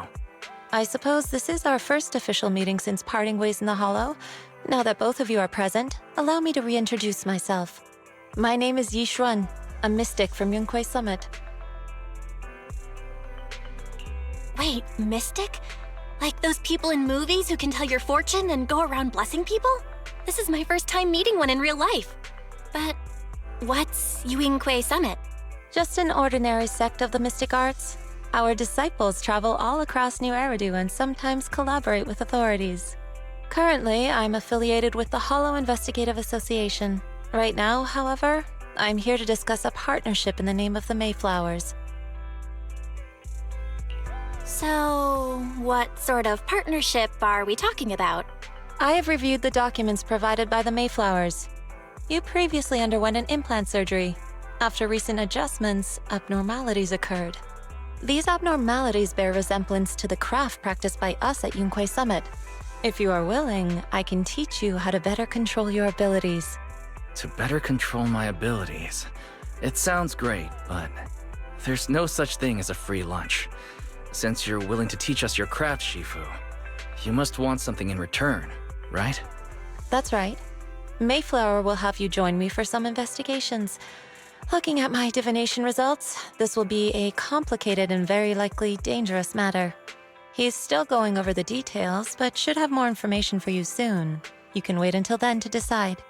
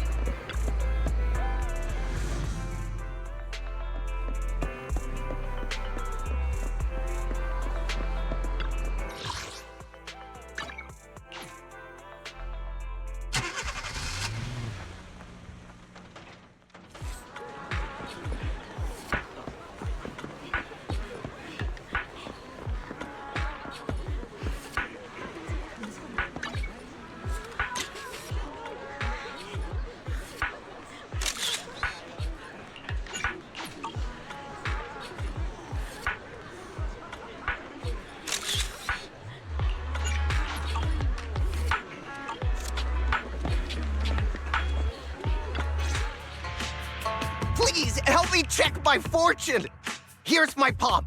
Look, doesn't this thick wealth line mean I'm about to strike it rich? I've looked it over, and your fortune is decent. Huh? You barely looked at it, and you're already done? You have good fortune. What? You don't believe me? I do. Thank you so much. Next, it's my turn. Hey, wait, hey, quit cutting in line. So, this is where you were. Who are all these people? You're here, Belle? I decided to take a break. I didn't expect so many people to come seeking my divination services. Don't worry, I need no more than a simple spell to solve this matter. Fortune-telling services is 10,000 dennies per session.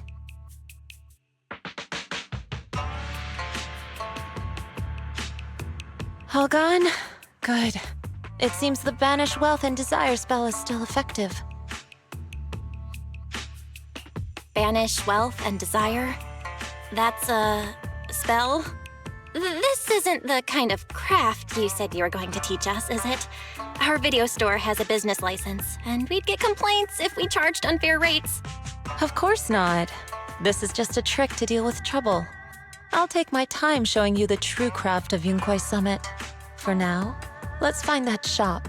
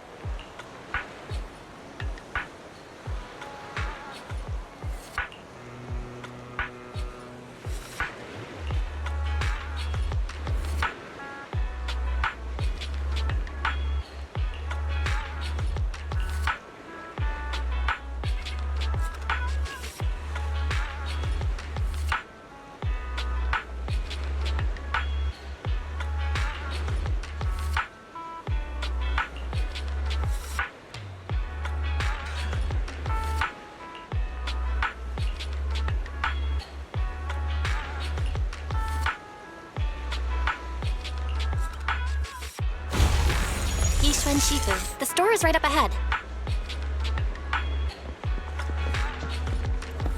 Yes, this is the place.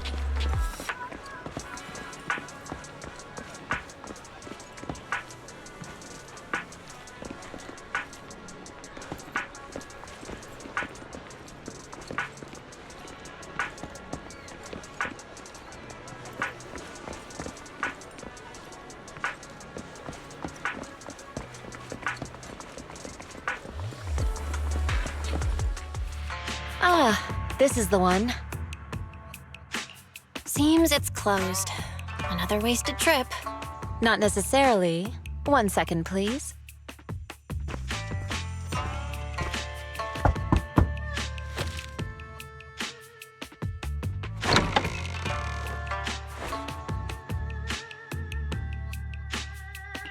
Huh? Is there someone inside? Relax. The boss prefers to do business with people they know. They like their peace and quiet, so they rarely open for customers. I'm an old acquaintance and just wanted to retrieve something. What a strange private business.